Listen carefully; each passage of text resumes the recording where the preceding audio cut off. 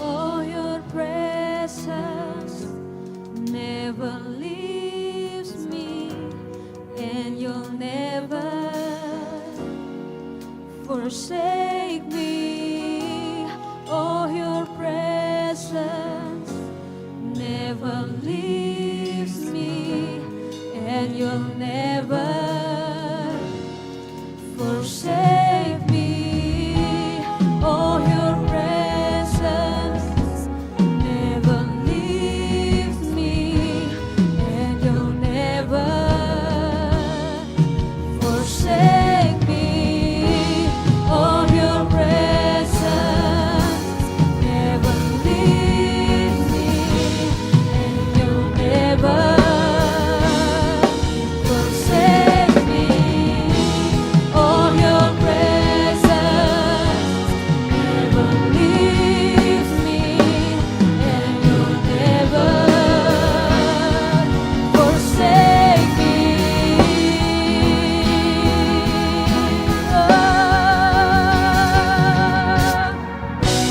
Kau hadiri setiap langkahku, ku aman di dalam hadiratmu. Kau buktikan kau setia.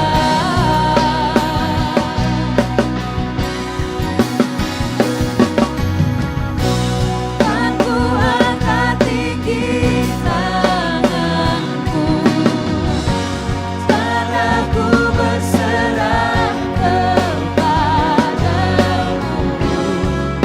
Selamanya Engkau setia.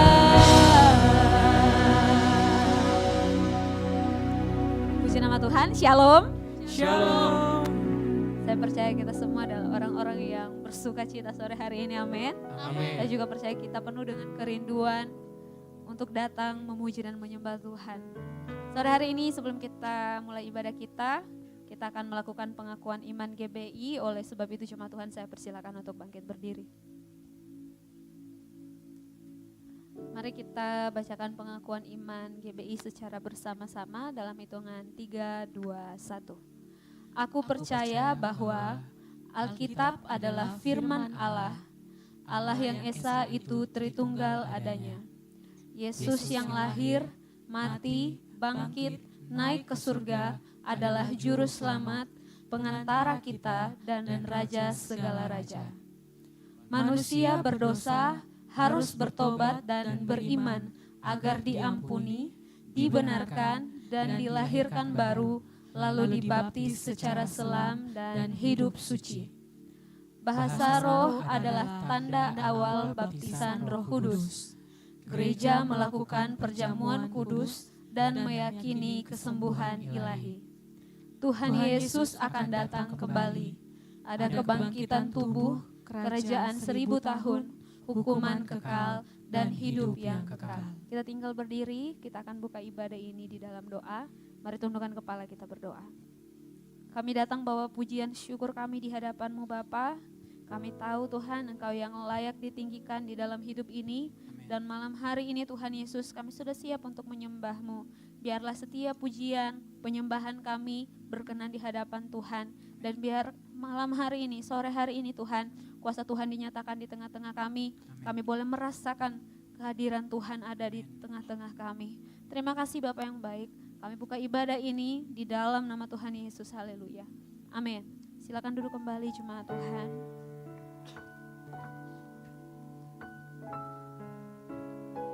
Tuhan Yesus itu baik, amin. Malam hari ini mari kita nyanyikan pujian ini bersama-sama.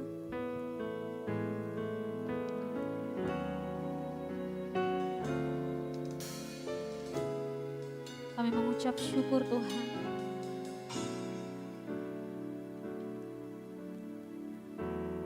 Kasih setiamu yang kurasakan lebih tinggi dari langit biru.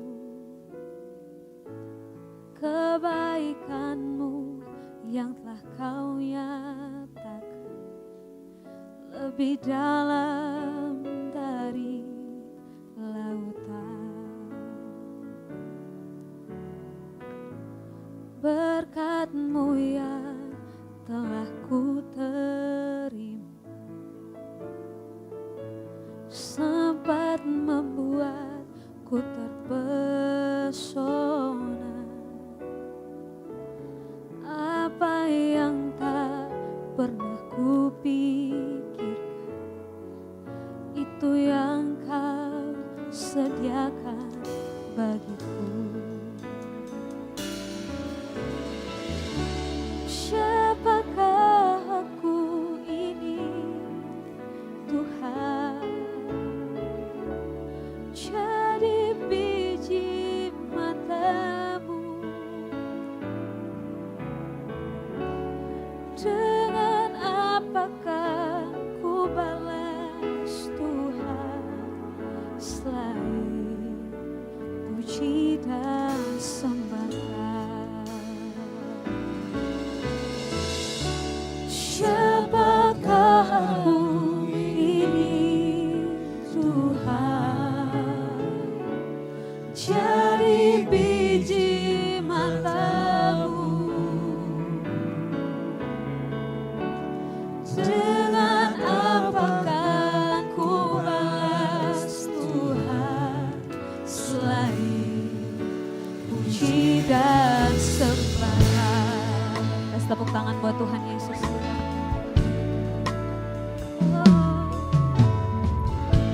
Kasih setia-Mu yang ku rasakan lebih tinggi dari langit biru. Kebaikan-Mu yang tak Kau nyatakan lebih dalam dari lautan. Katakan berkat-Mu, berkat-Mu yang telah ku terima sempat membuatku terpesona.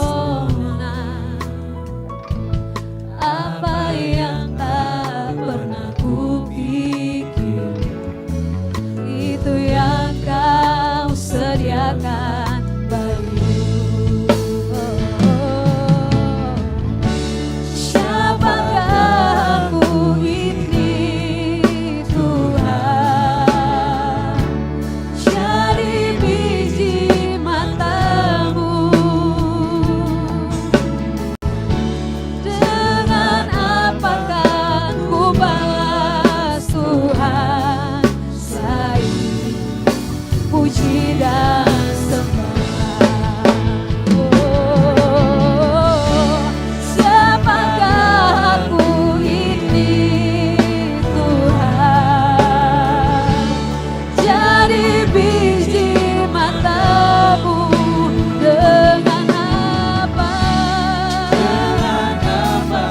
kami tak dapat balas kebaikan-Mu, Tuhan, selain puji dan sembah? Dengan sungguh-sungguh mari nyanyikan pujian ini di hadapan Tuhan. Oh, siapakah aku ini, Tuhan? Jadi biji mata-Mu. Dengan apakah ku balas? Ku balas Tuhan, selain puji dan sembah. Mari nyanyikan pujian ini sebagai ungkapan syukur-Mu. Siapakah aku ini, Tuhan? Kau begitu mengasihi kami, Tuhan. Kami bersyukur, Tuhan Yesus. Oh, dengan apakah ku balas Tuhan, selain puji dan sembah? Sari jemaat Tuhan, nyanyikan pujian ini dengan sungguh-sungguh. Siapakah aku ini?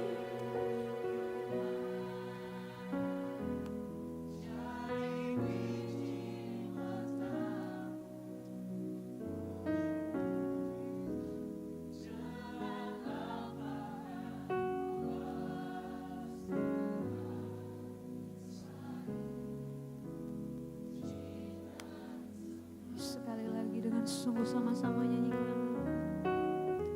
Siapakah aku ini Tuhan, jadi biji matamu,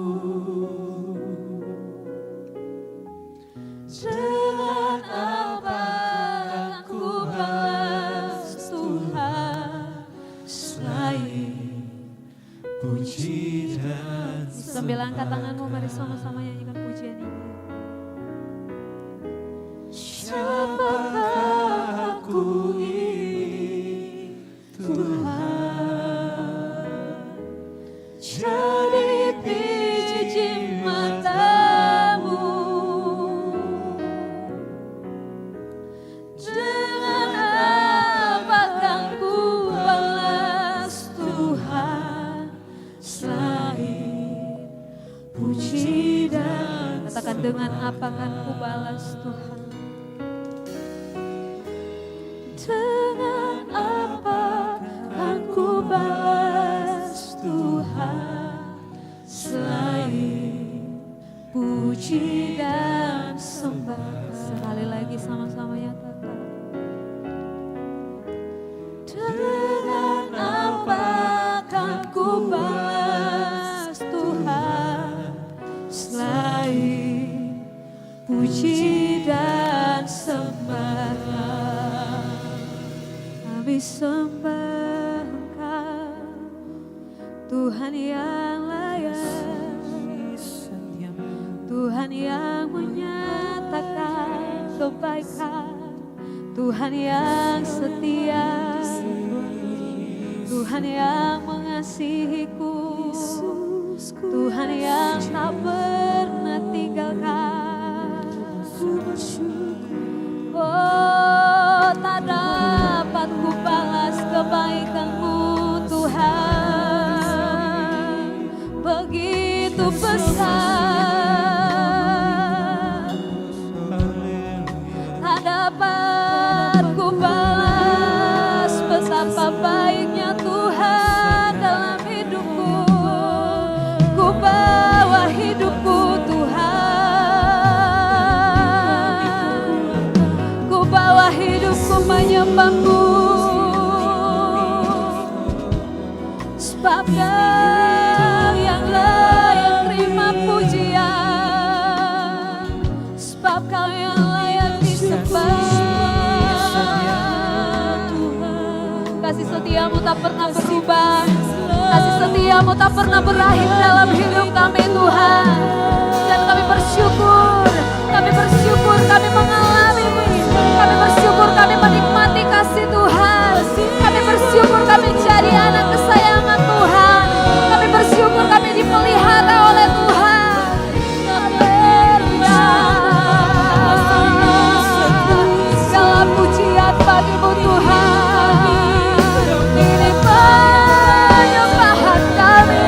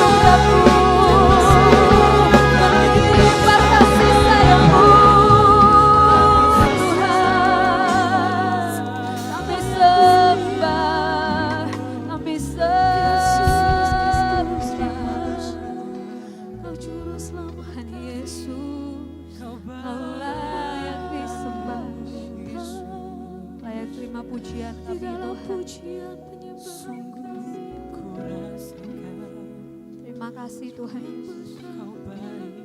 Terima kasih Tuhan. Tetap setia bersama dengan kami dalam keadaan kami Tuhan. Tuhan terlalu baik, Tuhan menyatakan kuasa-Mu di tengah-tengah kami. Kalau bukan karena Tuhan, kami tidak bisa ada sampai saat ini Tuhan. Terima kasih Bapa yang baik.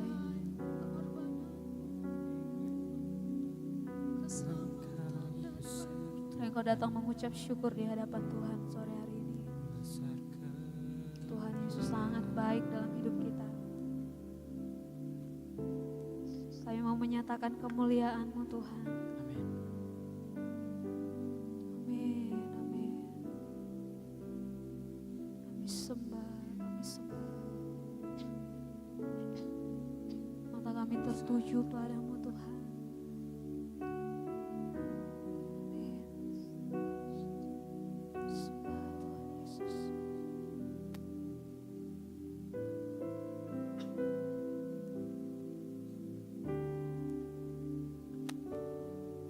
Besar kemuliaan-Mu,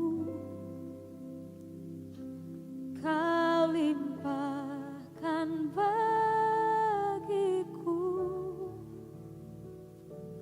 Mataku tertuju padamu, ku persembahkan hidupku. Ajaib perbuatan-Mu, amin. Kau nyatakan bagiku. Mataku tertuju padamu, Yesus Kau kemuliaanku. Besar kemuliaan. Mari sambil bangkit berdiri nyanyikan pujian ini di hadapan Tuhan. Kau limpahkan bagiku, amin. Mataku tertuju padamu, ku persembahkan hidup. Ajaib Tuhan, ajaib perbuatan. Kau nyatakan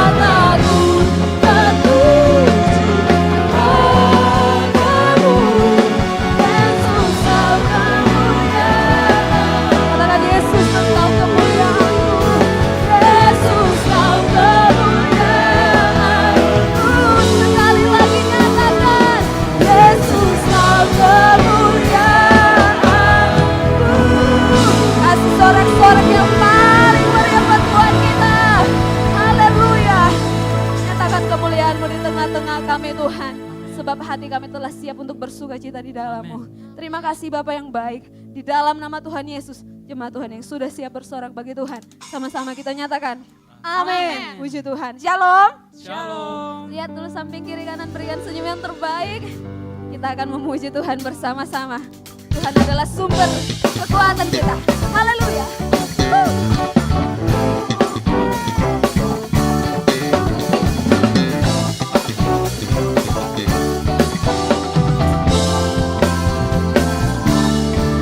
Allah sumber, kuatku.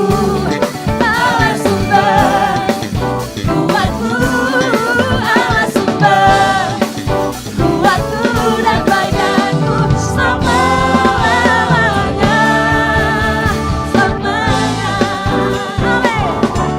Sukacita kami di dalam-Mu Tuhan.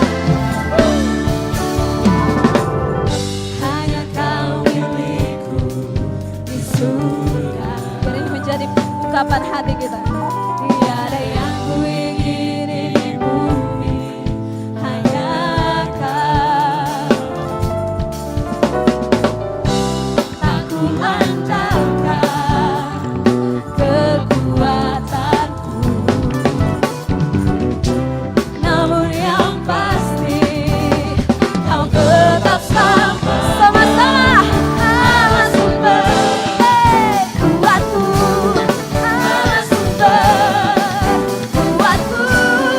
Allah sumber, kuatku dan badanku selamanya. Allah sumber, kuatku. Amin. Allah sumber, kuatku. Allah sumber, kuatku dan badanku selamanya. Sama-sama. Selamanya. Amin. Kekuatan kami dari-Mu Tuhan. Hanya Kau milikku di surga. Tiada yang ku ingini di bumi, hanya Kau. Tak ku andalkan kekuatanku, namun yang pasti Kau tetap selamanya. Allah sumber, kuatku. Allah sumber, kuatku. Allah sumber, kuatku dan badanku selamanya. Mari lambaikan tangan buat Tuhan. Allah sumber, kuatku. Allah sumber, kuatku. Allah sumber, kuatku dan badanku selamanya. Selamanya. Amin. Tak ku andalkan kekuatanku. Amin. Amin. Namun yang pasti Kau tetap selamanya. Allah sumber, kuat. Tepuk tangan sama-sama buat Tuhan kita. Sumber kekuatan kita, Tuhan Yesus. Amin. Kuatku dan badanku selamanya. Oh Allah sumber, kuatku. Allah sumber, kuatku. Allah sumber, kuatku dan badanku selamanya.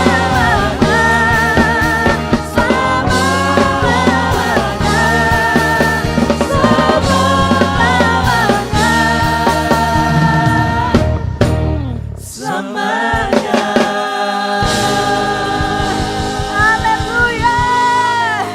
Saya percaya bisa lebih dari ini. Kita memuji Tuhan. Tepuk tangan sama-sama. Tuhan Yesus itu baik. Amin.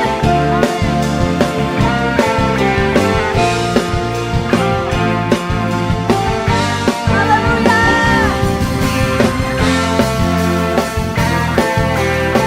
Kami bersuka cita di dalam-Mu Tuhan.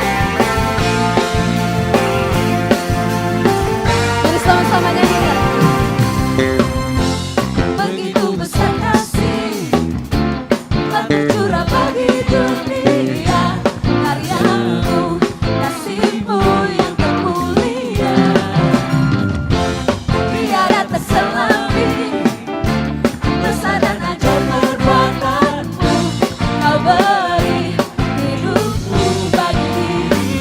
bersama-sama nyatakan. Tiada yang sepertimu, kau berkuasa selamanya. Ku puji GBI Oikumene, nyatakan di hadapan Tuhan. Oh, betapa dalamnya, betapa lebarnya kasih setiamu. Oh, oh, oh, tiada bandingannya, tiada duanya, tiada seperti Kau, Yesus Tuhanku. Amin. Kami bersyukur Kau menyatakan kasih-Mu dalam hidup kami, Tuhan.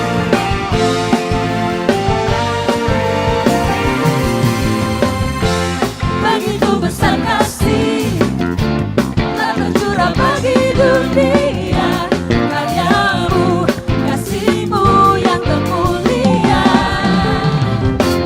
tiada terselami. Besar dan ajaib perbuatan-Mu, Kau beri hidup-Mu bagi diriku. Mari nyatakan dengan iman-Mu. Tiada yang seperti-Mu, Kau berkuasa selamanya. Ku puji Kau selalu. Saudara semuanya siap sama-sama.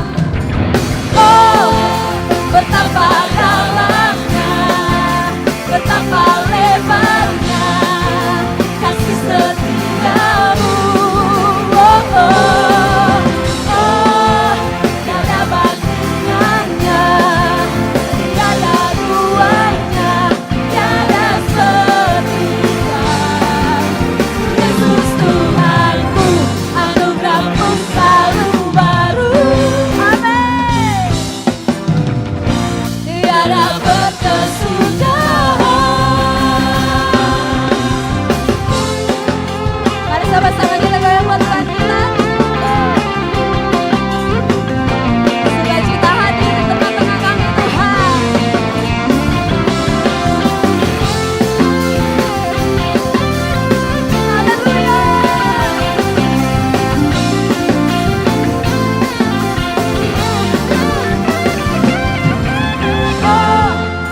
Betapa dalam, Amin.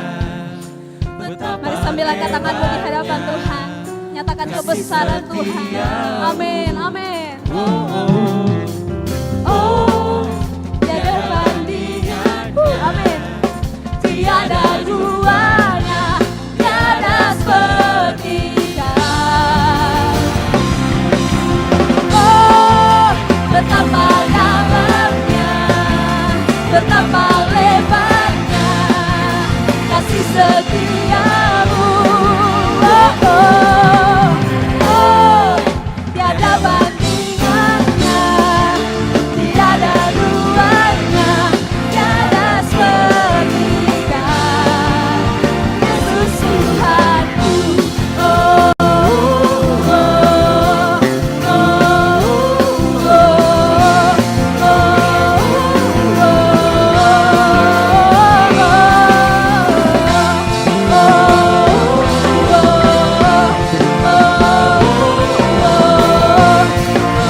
sama-sama serukan Yesus Tuhanku. Amin. Haleluya. Puji Tuhan. Tuhan Yesus ditinggikan di atas pujian kita. Amin. Amin. Puji Tuhan. Silakan duduk kembali jemaat Tuhan.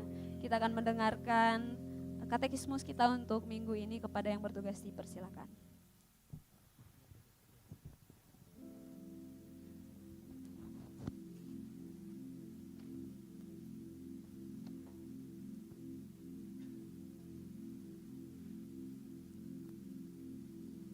Shalom Jemaat Tuhan, selamat datang di GBI Oikumene.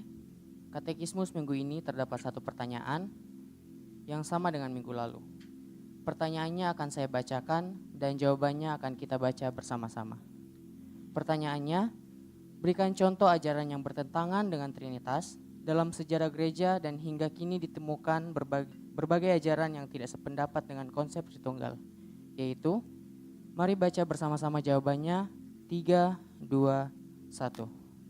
Monarkianisme dinamis atau adopsionisme Theodotus tahun 190 menganggap Yesus Kristus hanyalah manusia biasa.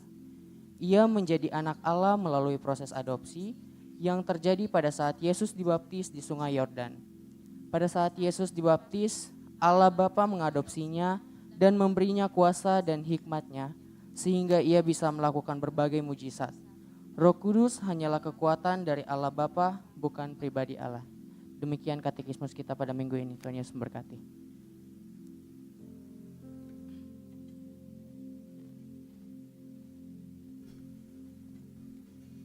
Puji Tuhan, Bapak Ibu Jemaat Tuhan yang membawa anak kecil bisa dibawa ke lantai 1 ke ruang Daud, akan didoakan dan dilayani oleh guru-guru sekolah minggu. Tiba saatnya kita akan mendengarkan firman Tuhan. Mari siapkan hati, konsentrasi kita, fokus kita, biar kita hanya fokus pada pendengaran firman Tuhan malam hari ini. Karena kita tahu firman Tuhanlah yang menuntun kehidupan kita semakin serupa dengan Tuhan.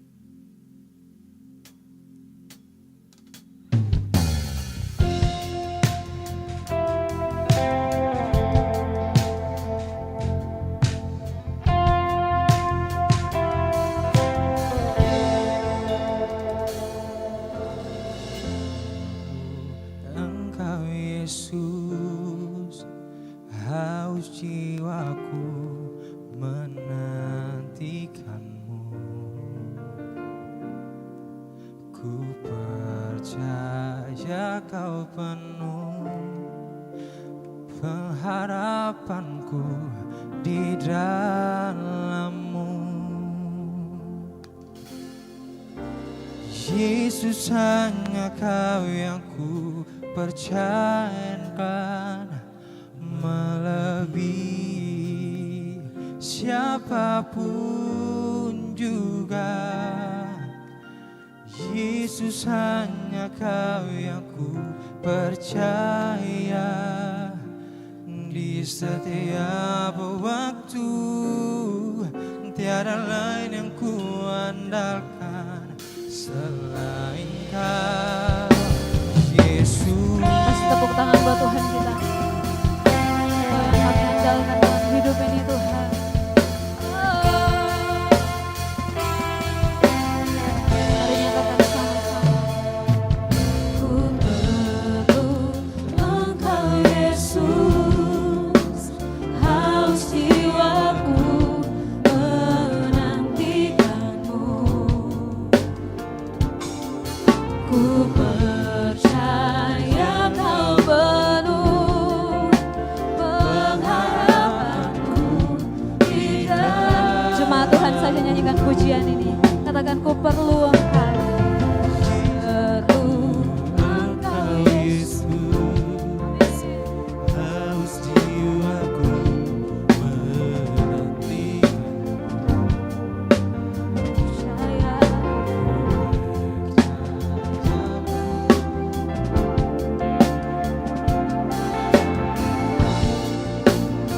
Mari sama-sama nyatakan di hadapan Tuhan.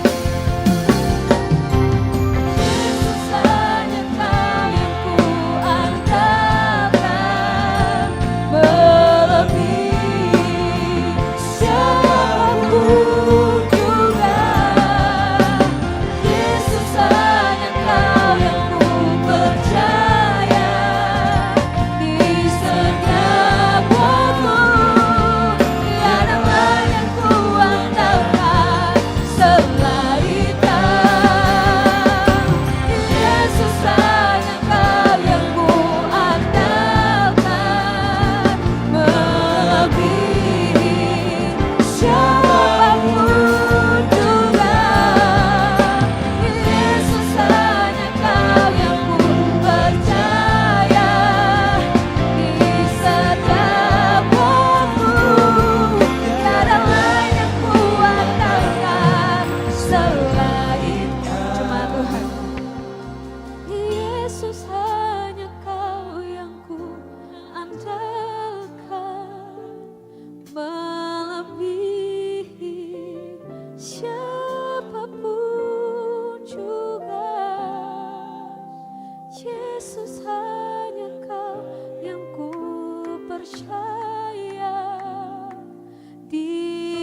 setiap waktu. Sekali lagi sambil angkat tanganmu, mari berserah penuh pada Tuhan. Yesus, hanya Kau yang ku andalkan, melebihi siapapun juga. Yesus, hanya Kau yang ku percaya. Di setiap waktu tiada lain yang ku andalkan selain Kau. Yesus, hanya Kau yang ku. Amin. Melebihi siapapun, Engkau yang kami andalkan Tuhan. Yesus, hanya Kau yang ku percaya. Di setiap waktu tiada lain yang ku andalkan. Mari bangkit berdiri saudara. Yesus, mari nyatakan di hadapan Tuhan. Yesus, hanya Kau yang ku andalkan, melebihi siapapun juga. Yesus, hanya Kau yang ku percaya. Di setiap waktu tiada lain yang ku andalkan selain Kau. Yesus, hanya Kau yang ku andalkan, melebihi siapapun juga. Yesus, hanya Kau yang ku percaya.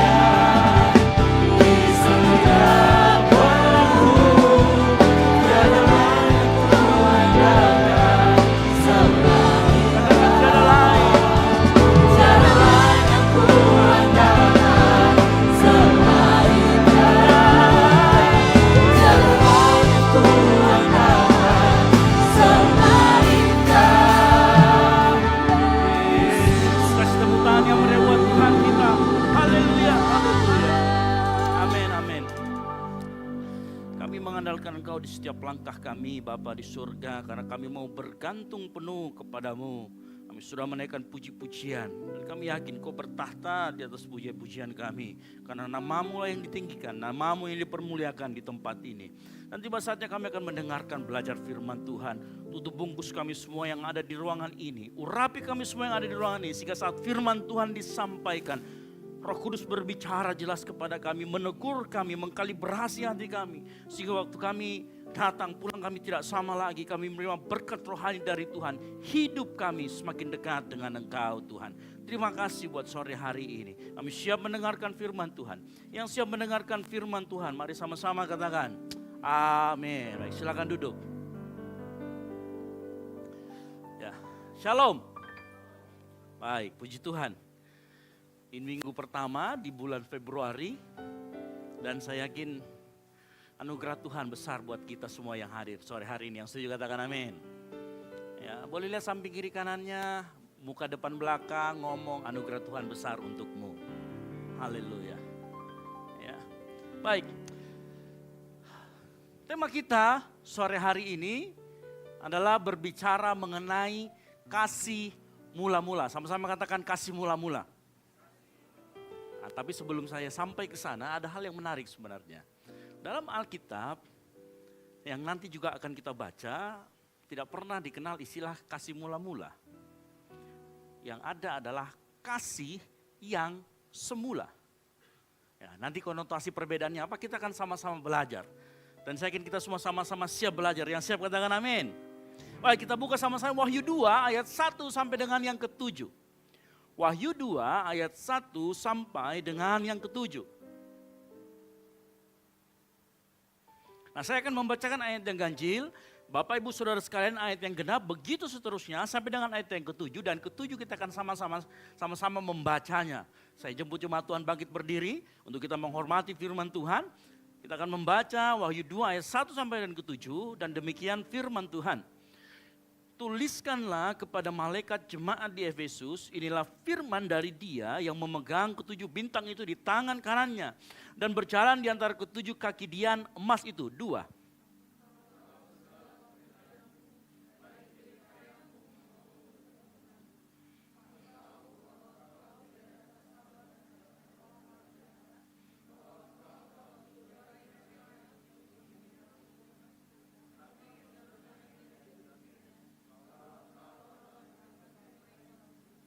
Dan kau tetap sabar dan menderita oleh karena namaku, dan kau tidak mengenal lelah. 4.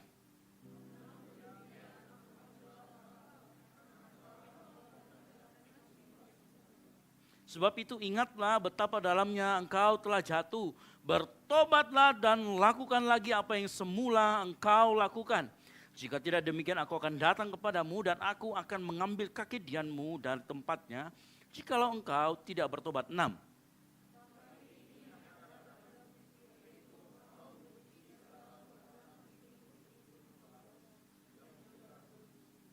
Tujuh sama-sama, siapa bertelinga hendaklah ia mendengarkan apa yang dikatakan Roh kepada jemaat-jemaat. Barang siapa menang, dia akan kuberi makan dari pohon kehidupan yang ada di taman Firdaus Allah. Baik, silahkan duduk. Berbagilah orang yang membaca, merenungkan, dan melakukan firman Tuhan. Apa yang kita baca ini sebenarnya sangat menarik, karena ini adalah surat pertama yang dikirimkan. Ini surat yang dari Tuhan melewati Rasul Yohanes yang waktu itu sedang ada di pembuangan di Pulau Patmos dan dikirimkan kepada 7 jemaat. Nah, kebenaran ya. Jemaat yang pertama itu adalah jemaat di Efesus. Kita tahu ada 7 jemaat, ada Smyrna, Pergamus, Tiatira, Sardis, Philadelphia, Laodikia, dan Efesus. Nah, tetapi sore hari ini sebelum saya berbicara lebih lanjut, saya mau kasih tahu begini, saat kita berbicara tentang gereja Efesus, itu bukan hanya berbicara gereja secara institusi, tetapi itu juga berbicara tentang kita. Yang setuju katakan amin. Yang mengerti katakan yes. Ya, jadi sekali lagi saya mau kasih tahu, pada saat nanti kita berjalan melihat apa yang Tuhan mau katakan di tempat ini. Pada saat saya katakan ini adalah gereja, itu menunjuk kepada kita sebagai pribadi juga. Bukan hanya sebagai gereja institusi. Nah, ini penting buat kita semua. Ya. Jadi kalau kita lihat kembali lagi dalam Wahyu 2 ini, Tuhan semacam melakukan audit forensik. Saya pinjam istilah dari keuangan, melakukan audit forensik kepada setiap jemaat-jemaat yang ada di ketujuh tempat itu. Ya. Makanya kalau kita membaca nanti dalam Wahyu 2 ayat yang pertama dikatakan gini, tuliskanlah kepada malaikat-malaikat jemaat di Efesus, inilah firman dari Dia yang memegang ketujuh bintang itu di tangan kanan, dan perhatikan kata berjalan di antara. Nah, kata berjalan itu artinya ada inspeksi atau kehadiran Allah yang nyata di tengah-tengah umatnya. Artinya ada kehadiran yang memang nyata di tempat ini juga. Itu artinya Tuhan melihat kita, Tuhan memeriksa kita, Tuhan selalu memperhatikan kehidupan kita. Yang mengerti katakan amin. Jadi jangan sampai kita bicara karena Tuhan tidak terlihat, kemudian Tuhan tidak perhatikan setiap gerak-gerik kita. Dalam kegelapan dan dalam terang, Tuhan perhatikan hidupmu. Ya, jadi jangan coba-coba sama Tuhan. Dia tahu segala sesuatu apa yang kau lakukan di depan, di belakang, di atas, di muka. Apapun yang kau lakukan, modelnya seperti apa. Dia tahu dan dia perhatikan. Kristus, Yesus tidak mengamati dari jauh, melainkan hadir secara nyata. Ya. Dan kalau kita perhatikan surat ini, Tuhan tidak berkata seperti ini, berhentilah berbuat dosa supaya aku senang. Tapi sebenarnya surat ini nanti kalau kita pelajari, kesimpulannya akan begini, berhentilah menjauh, aku ingin engkau kembali. Nah, kita akan belajar bersama-sama dan jujur sebenarnya begini. Apa yang dituliskan di dalam Wahyu 2, 1-7, ini adalah bukti bahwa Tuhan mengasihi gerejanya. Kehadiran Tuhan, kemudian dia memeriksa gerejanya. Ini adalah bukti bahwa Tuhan mengasihi gerejanya. Bukti bahwa Tuhan mengasihi engkau dan saya. Yang mengerti katakan amin. Meskipun dia nggak kelihatan, meskipun dia tetap mengasihi kita. Ya. Sebelum saya lebih lanjut, siapa di sini yang merasa dikasihi Tuhan luar biasa? Angkat tanganmu. Yang gak angkat tangan nih bagaimana? Saya yakin kita semua dikasih Tuhan oleh luar biasa, betul? Saya mau kita baca sama-sama. 3, 2, 1. Ia kutegur dan sebab itu dengar baik. Berkat Tuhan itu bukan hanya berbicara engkau disembuhkan, hutangmu dilunasi, engkau mendapatkan revival, bukan. Berkat Tuhan itu saat Tuhan juga menghajar dan menegur engkau, yang mengerti katakan amin. Ingat, Tuhan menegur dan menghajar. Bagian kita apa? Baca kalimat yang kedua. Relakanlah hatimu dan selama kita nanti belajar, saya cuma mau minta itu. Relakan hatimu untuk mau ditegur Tuhan. Dan bertobat. Lihat samping kiri kanan yang ngomong. Bertobat bro, bertobat sis. Ya, bertobat pa, bertobat ma. Itu ya. Nah saya mau kasih tahu, waktu Tuhan menegur dan mengajar kita, itu adalah tindakan pemeliharaan Tuhan dalam kehidupan kita, yang mengerti katakan amin. Waktu Tuhan menegur kita, kita harus tahu bahwa Tuhan sedang ngomong begini, kamu gerejaku, kamu milikku, dan kalau kamu sedang menuju kerusakan, aku harus menegur engkau, karena aku sayang padamu. Makanya sore hari ini, pada saat nanti kita belajar, dan itu, saya cuma bilang gini singkatnya, pada saat itu nanti Tuhan tegur kita. Saya cuma pesan saya, tersinggunglah cepat-cepat. Bilang dalam hatimu, saya itu orangnya. Jangan cari alasan, apalagi tunjuk sebelahmu, enggak boleh. Bilang, itu saya. Ya, karena dengar baik, teguran Tuhan, sekali lagi, tindakan pemeliharaan dia. Dan ingat, Tuhan menegur, karena ia peduli dengan hidupmu dan hidupku. Amin. Ia peduli, karena ia mau hidup kita terus menjadi orang yang berkenan di hadapannya. Nah, mari kita masuk sama-sama. Dalam Wahyu 2 ayat sampai dengan ketiga dikatakan begini. Ternyata ayat kedua dan ketiga kalau kita baca ini isinya adalah pujian. Betul ya? Nanti baca baik-baik di sana ya. Jeripayahmu, ketekunan. Kalau orang tekun berarti rajin. Betul atau tidak? Ya, jeripayah berarti dia rajin. Tekun berarti setia. Engkau tidak dapat sabar terhadap orang-orang jahat dan engkau telah mencobai. Orang kata mencobai itu artinya mereka orang pintar. Betul atau tidak? Orang di Efesus, jemaat di Efesus jemaat yang pintar. Ya. Apalagi mereka sabar dalam penderitaan, mereka setia dan mereka tidak mengenal lelah. Ini kalau ada jemaat seperti ini di zaman sekarang, wah, itu mungkin kita pas datang masuk ke gerejanya luar biasa pelayanannya di tempat ini.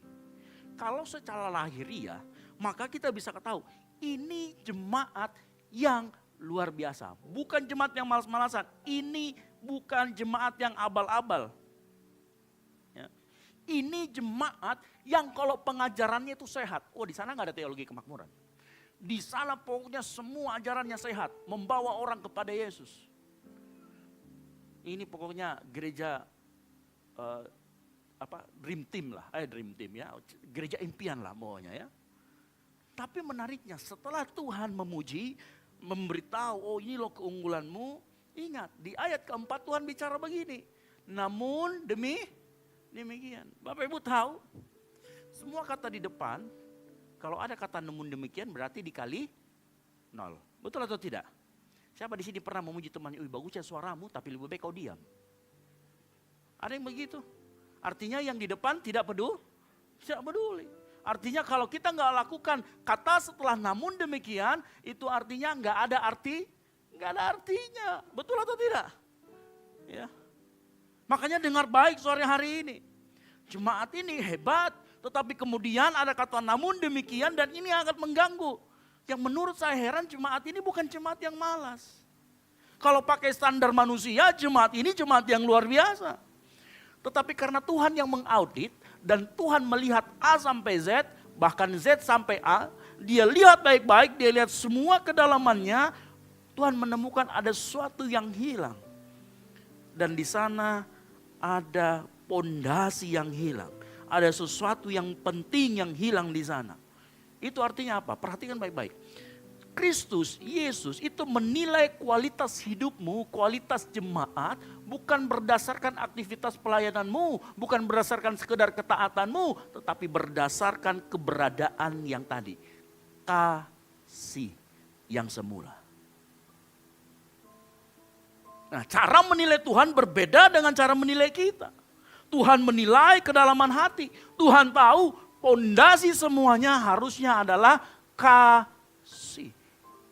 Nah, ini yang hilang dari jemaat Efesus. Makanya Tuhan bilang, wah kamu rajin, kamu pelayanan, kamu taat.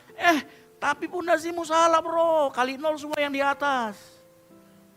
Bapak Ibu ingat, dalam Lukas 6 ayat 46 sampai 49 itu berbicara mengenai dua pondasi. Ada orang yang membangun di atas pondasi pasir, ada orang membangun di atas pondasi yang batu. Makanya pondasi itu berbicara hal yang sangat penting, dan dalam hal ini kasih adalah pondasi. Yang setuju katakan amin. Ya. Nah, ini yang berbahaya. Pondasi nggak pernah kelihatan. Kita di atasnya bisa bangunan megah, kalau nggak ada pondasi, ini yang berbahaya. Dan kalau kita mau jujur, seringkali kita juga seperti jemaat di Efesus. Kita merasa sudah paling rohani, paling sehat ajarannya, paling tahu segala hal tentang rohani, tapi ternyata buat Tuhan kamu jauh. Halo? Ya. Jemaat di Efesus berada di titik di mana mereka merasa paling benar, mereka merasa paling rohani, paling melejit, paling terkenal, tapi ternyata buat Tuhan jemaat di Efesus itu jauh. Ini ironi, betul atau tidak? Dan jangan sampai kehidupan kita seperti ini. Ini membahayakan. Kenapa? Kalau orang merasa paling rohani, pada saat dia ditegur, susah sekali untuk masuk. Susah sekali untuk merendahkan diri.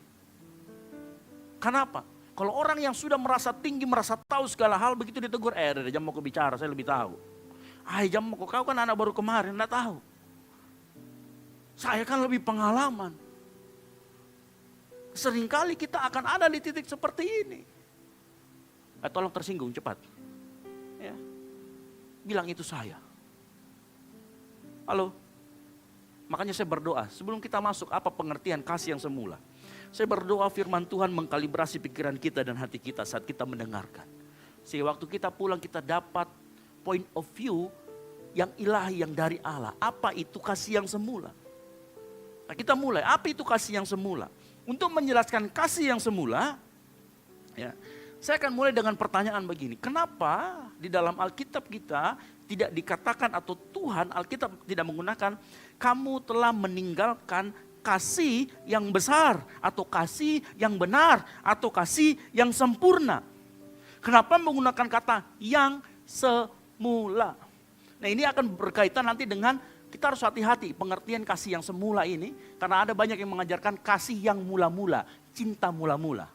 Itu kurang tepat. Ya. Nah, begini saya ceritakan. Kata yang semula itu sebenarnya menunjukkan waktu bahwa itu pernah ada kemudian ditinggalkan atau hilang. Saya kasih contoh, saya punya handphone. Kemudian hilang, berarti semula punya handphone tetapi hilang. Nah, orang yang dengan kasih yang semula berarti dulu punya kasih, sekarang sudah tidak ada. Ingat, kasih yang semula tidak sama dengan fase pemula. Tahu apa itu fase pemula? Siapa yang di sini pernah ikut KKR, pernah ikut apa, lalu kemudian ada emosi, hangat bertobat, air mata keluar, air hidung keluar semua, kemudian geprak jatuh. Lalu kemudian, oh Tuhan ini kasih semula. Bukan, itu bukan kasih yang semula, itu fase pemula. Ya, ini bukan sesuatu yang emosional, ini berbicara tentang kasih atau sesuatu yang lebih dalam daripada itu. Bukan hanya sekedar euforia masa lalu, bukan cuma sekedar menangis-menangis. Halo? Jadi waktu kita bicara tentang kasih yang semula, itu bukan di awal-awal kita menangis, dipanggil altar call, bukan. Kasih yang semula adalah kasih yang pernah ada dan sekarang hilang. Nah, pertanyaannya begini, Kenapa dia pernah ada lalu kemudian hilang? Nah itu akan sama-sama kita pelajari. Tetapi lalu kemudian apa artinya kasih yang semula itu? Bagaimana bentuknya? Itu pertanyaan selanjutnya. Ingat ya, saya kasih tahu. Kasih yang semula itu bukan di awal-awal kita kemudian menangis-menangis, cinta Tuhan bagaimana. Bukan itu. Itu fase pemula, bukan kasih yang semula. Nah kasih yang semula itu hanya kasih yang pernah ada. Nah kasih yang pernah ada bentuknya seperti apa? Ini yang saya dapatkan. Pengertian ini yang saya dapatkan. Kasih yang semula adalah sebuah relasi, katakan sama-sama sebuah relasi. Ini yang penting. Ada relasi yang menempatkan Kristus sebagai pusat ketergantungan penuh, di mana ketaatanmu, pelayananmu, kekudusanmu mengalir dari kasih itu keluar sebagai respon ucapan syukur. Ini kasih yang semula. Mungkin bingung di sini. Ini bagaimana? Ingat. Pengertian ini itu punya dua unsur yang harus ada di sana. David boleh minta maju ke depan sini? Sini, ini yang paling ganteng. Saya kasih ilustrasi sedikit mengenai apa itu kasih yang semula. Ada kata sebuah relasi yang menempatkan Kristus. Saya anggap ini David ini Kristus. Ya, nanti disalib ya, silakan rame-rame. Nah, gini yang ganteng-ganteng ini. Saya sengaja panggil dia karena dia bujangan. Kalau saya panggil nanti yang lain, aduh pacarnya nanti cemburu. Tahu artinya kasih yang menempatkan Kristus. Waktu kita meninggalkan, kita berbalik arah ke sana. Tapi waktu kita bilang kita menempatkan Kristus, kita menghadap sama dia. Tapi ingat, menghadap belum tentu ada relasi. Nanti kau peluk dia seperti ini, baru ada relasi. Ngerti? Bukan hanya engkau mengarah ke orangnya, tapi engkau peluk orangnya, engkau cerita sama dia, bagaimana kabarnya, belum dapat jodoh sampai sekarang? Belum ya. Mengerti maksud saya? Jadi pada saat kita berbicara tentang kasih yang semula, itu bukan hanya berbicara engkau menghadap sama Tuhan, itu berbicara engkau punya relasi sama Tuhan. Yang mengerti katakan amin. Silakan duduk David ganteng. Halo?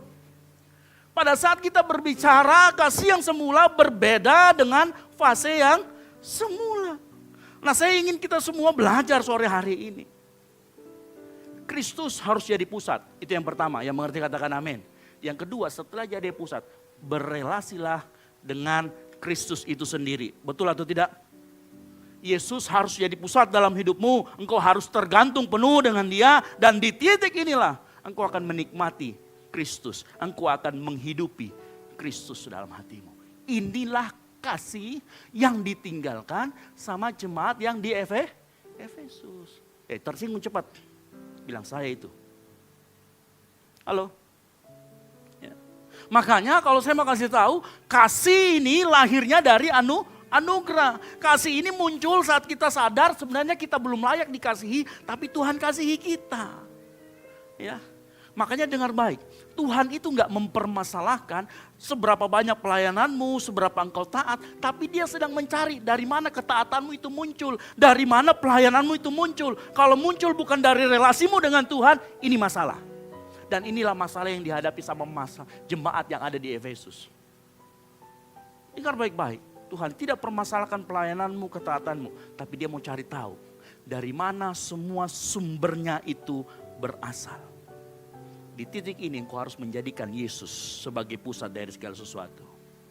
Siapa di sini yang pernah merasakan bahwa Yesus itu pusat dari segalanya. Sehingga pada saat kita sedih, kita senang, kita mau ngapa-ngapain, kita ngomong sama Tuhan. Kita merasa, wow Tuhan, aku mesti ngomong dulu sama kamu loh. Mau ambil keputusan ini, aku mesti ngomong loh. Aku mau ngambil begini, aku mesti cerita loh. Pernah ada yang merasakan seperti itu? Itu kasih yang mula. Itulah kasih yang hilang dari orang Efesus.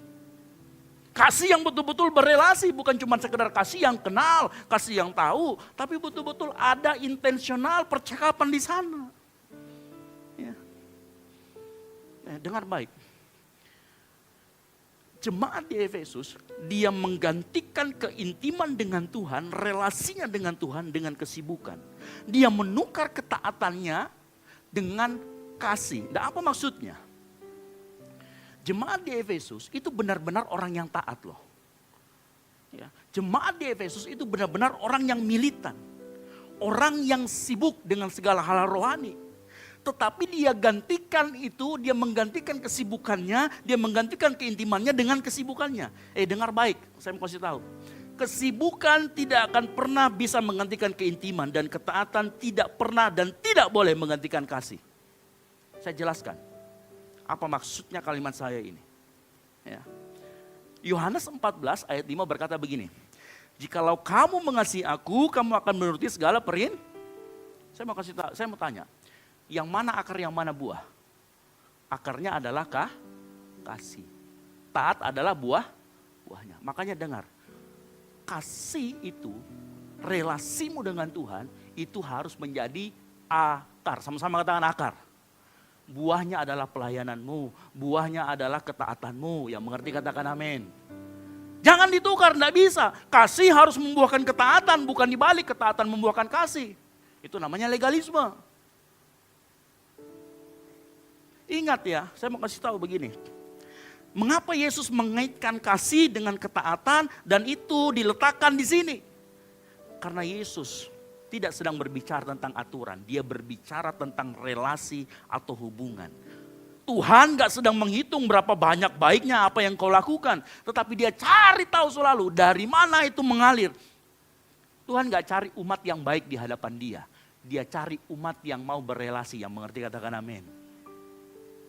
Halo, sekali lagi Tuhan gak cari umat yang cuma sekedar taat sama aturan, perpuluhan lancar, ketaatan lancar, ke gereja lancar, tapi Tuhan cari orang yang mau berelasi dengan dia. Saya kasih bukti. Ketaatan tidak dapat menggantikan relasi.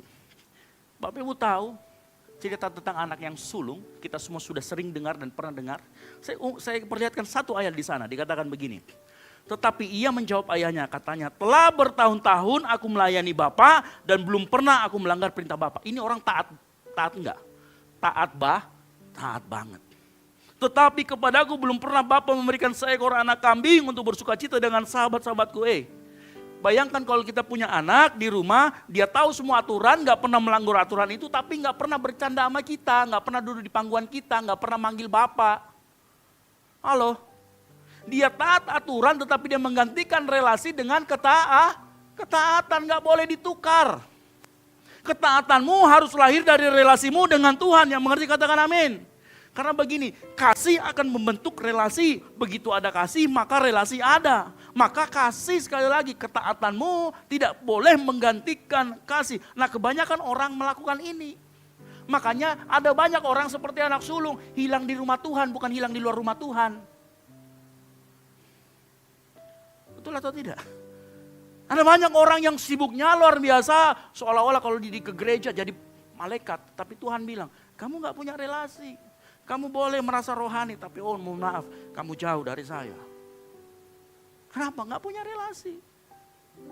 Ingat, ketaatan kita tidak boleh menggantikan relasi. Pelayananmu pun tidak boleh menggantikan relasi. Saya kasih bukti lagi yang kedua. Dalam Lukas 10:41 cerita tentang Maria dan Marta. Tetapi Tuhan menjawabnya, Marta, Marta, engkau khawatir dan menyusahkan diri dengan banyak perkara, tapi hanya satu saja yang perlu. Maria telah memilih bagian yang terbaik dan itu tidak akan diambil daripadanya. Marta ditegur Yesus. Maria gak ditegur. Kenapa? Perhatikan baik-baik. Bukan karena pelayanan yang dilakukan oleh Marta, tetapi Marta kehilangan relasi dengan Yesus. Maria duduk di kaki Yesus. Dia bilang, dia mendengarkan Yesus berkata apa-apa. Itu apa? Artinya ada tanda relasi di sana. Sedangkan Marta apa? Sibuk dengan melayani. Oh, melayaninya gak salah. Tetapi di saat dia melayani, dia kehilangan relasi dengan Allah. Maria duduk, dia mendengar, dia menikmati relasinya dengan Tuhan. Hati-hati loh, engkau bisa dari Maria menjadi Marta di gereja. Hati-hati. Pada saat engkau tidak punya relasi dengan Tuhan, pada saat engkau gak punya hubungan intim dengan Tuhan, pada saat engkau berhenti menjadikan Kristus sebagai pusat, di situ relasimu akan berhenti. Makanya dengar baik. Pertanyaan yang harusnya muncul saat kita melakukan sesuatu di gereja adalah mengapa aku melakukan ini? Daripada apa sih yang aku lakukan? Pertanyaan mengapa aku melayani di gereja, mengapa aku memberikan persepuluhan, mengapa aku membuka rumahku untuk mesbah keluarga, mengapa aku ke gereja setiap hari Minggu, mengapa aku kegiatan mingguan, mengapa aku menghormati suami, mengapa aku menghormati orang tua, mengapa aku menyayangi adikku, mengapa aku menyayangi kakakku, itu lebih penting daripada kenapa aku melakukan daripada apa yang aku lakukan. Itu lebih penting. Supaya kita tahu alasan dibalik semuanya itu apa. Mengapa pertanyaan mengapa lebih penting daripada apa? Saya mau kasih tahu. Karena apa yang kita lakukan itu bisa ditiru oleh siapa saja. Tetapi mengapa kita melakukannya itu menentukan siapa yang sedang kita sembah. Yang mengerti katakan amin. Serius. Engkau taat bisa ditiru orang. Engkau pelayanan bisa ditiru orang. Betul atau tidak? Saya kasih bukti. Dalam 1 Korintus 13 ayat 1 sampai dengan 3. Di sini katakan apa? Sekalipun aku berbicara dengan bahasa manusia, bahasa malaikat, bahasa dinamit, bahasa apa. Kalau aku tidak mempunyai kasih apa? Aku sama dengan gong yang berkumandang. Aku mempunyai karunia bernubuat. Semuanya bisa ditiru. Tetapi mengapanya itu berbeda? Mengapanya akan menentukan siapa yang kau sembah. Seseorang bisa melayani tanpa mengasihi seperti Marta. Bisa. Seseorang bisa melayani tanpa punya relasi seperti Marta.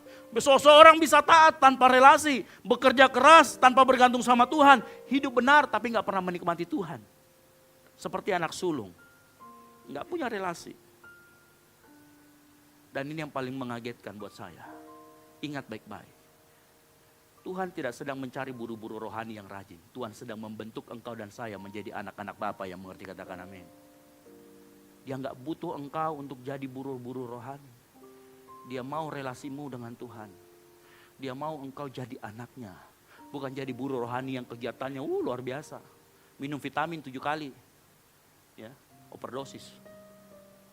Halo. Dan saya mau kasih tahu. Kasih yang seperti ini yang ditinggalkan orang Efesus. Itu melibatkan 2 dimensi yang tidak terpisahkan seperti mata koin. Pada saat kasih kepada Kristus itu ada, maka kasih dengan sesama akan beres. Tetapi sebaliknya, kalau kasih relasi kita dengan Bapa, dengan Yesus kemudian menghilang, ini akan membuat hubunganmu dengan orang sekitar mulai bermasalah. Buktinya apa? Marta dan Maria. Waktu Marta sibuk melayani, dia lihat Maria tidak ikut-ikutan, dia adu domba Yesus sama Maria. Yesus kasih tau dong Maria, dia adu domba Yesus sama Maria. Kenapa? Iri. Sekali lagi saya kasih tahu, kalau ciri-ciri nih ya, siapa tahu, wah saya itu suka adu domba, saya itu suka fitnah. Bertobat cepat-cepat, tolong tersinggung. Ya. Orang yang bermasalah hidupnya, orang yang tidak punya relasi dengan Tuhan, dia akan bermasalah dengan sekitarnya. Makanya gak heran, orang yang gak punya relasi dengan Tuhan, dia akan cepat iri terhadap orang lain. Kenapa sih hanya saya yang dilibatkan banyak tugas, kenapa yang lain enggak? Sebenarnya engkau gak capek, engkau hanya capek karena perasaan iri. Halo, betul apa betul? Kenapa? Gak punya relasi sama Tuhan. Relasi sama Tuhan itu bagaikan sebuah bahan bakar yang gak akan pernah habis sepanjang kau punya relasi sama Tuhan. Karena dia adalah sang sumber. Tapi begitu engkau sadar, engkau punya relasi sama Tuhan. Betapa sabarnya juga Yesus Kristus sama dirimu yang berdosa. Engkau akan lebih sabar terhadap kelemahan orang lain. Engkau akan lebih lambat menghakimi. Engkau akan lebih cepat mengambil keputusan mengampuni meskipun terasa sakit dan butuh waktu. Engkau akan ingat bahwa kalau bukan karena anugerah, aku gak ada di tempat ini. Jadi apa? Kasihmu, relasimu dengan Kristus akan melunakkan cara kita memperlakukan sesama kita. Yang mengerti katakan amin. Ini loh, penting relasi ini dengan Tuhan. Ya. Nah ini yang penting, kita mau belajar. Kenapa jemaat di Efesus kasihnya bisa bergeser?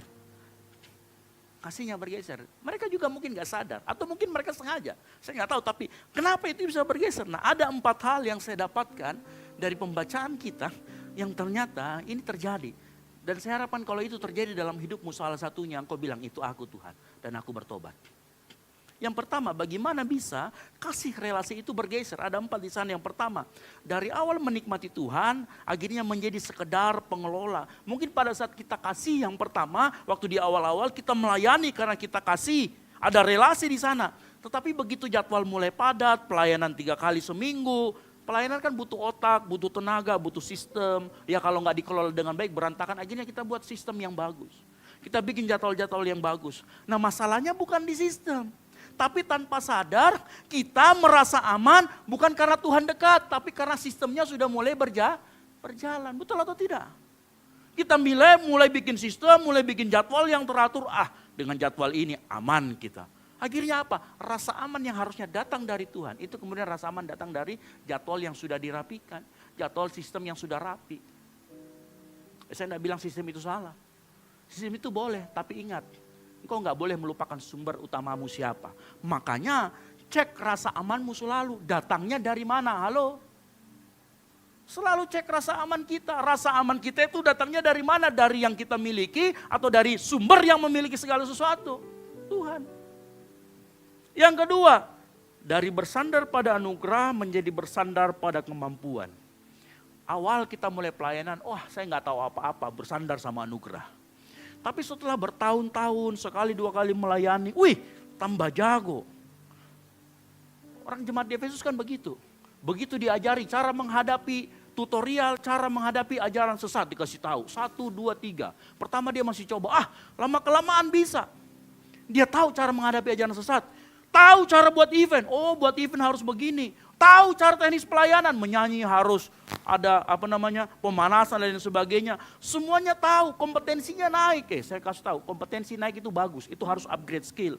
Tapi ada jebakan di sana. Kadang-kadang kompetensi kita membuat kita lupa siapa yang harus kita andalkan. Akhirnya apa?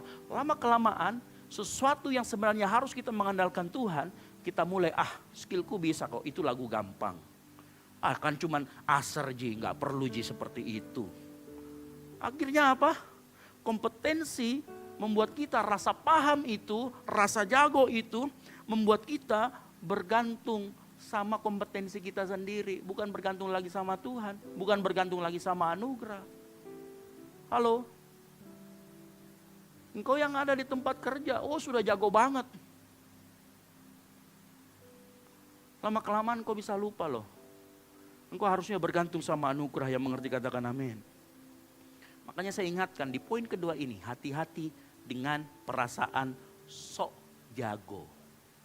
Sok merasa pintar segalanya, begitu engkau sombong di sana, maka itu sebenarnya engkau sudah mengandalkan kekuatanmu sendiri.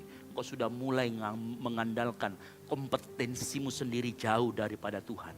Di titik ini engkau bisa bilang, yang penting saya jago. Tapi Tuhan bilang engkau jauh daripada aku. Yang ketiga, identitas yang dipertahankan. Awal-awalnya nggak punya nama. Tapi begitu dia jago, reputasi naik. Ini rajin, ini pandai. Akhirnya apa? Karena dia pandai, dilabeli dengan kata pandai, pintar, kemudian itu menjadi identitas.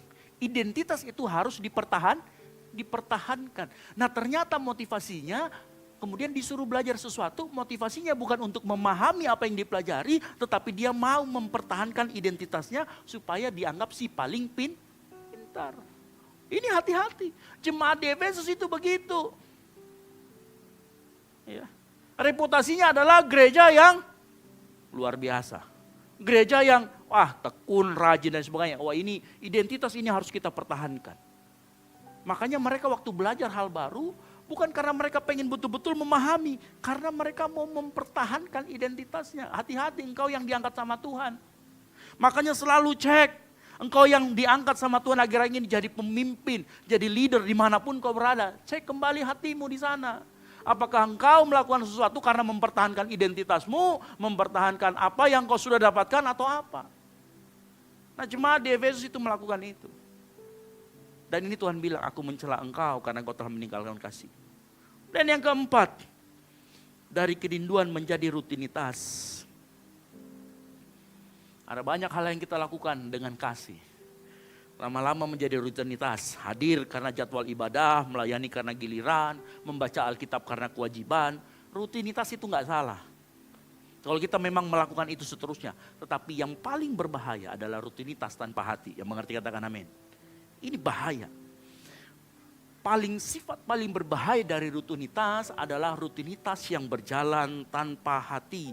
Makanya Tuhan menegur Efesus bukan karena mereka berhenti dari tugasnya, tetapi karena mereka berjalan tanpa hati yang benar dan hati-hati.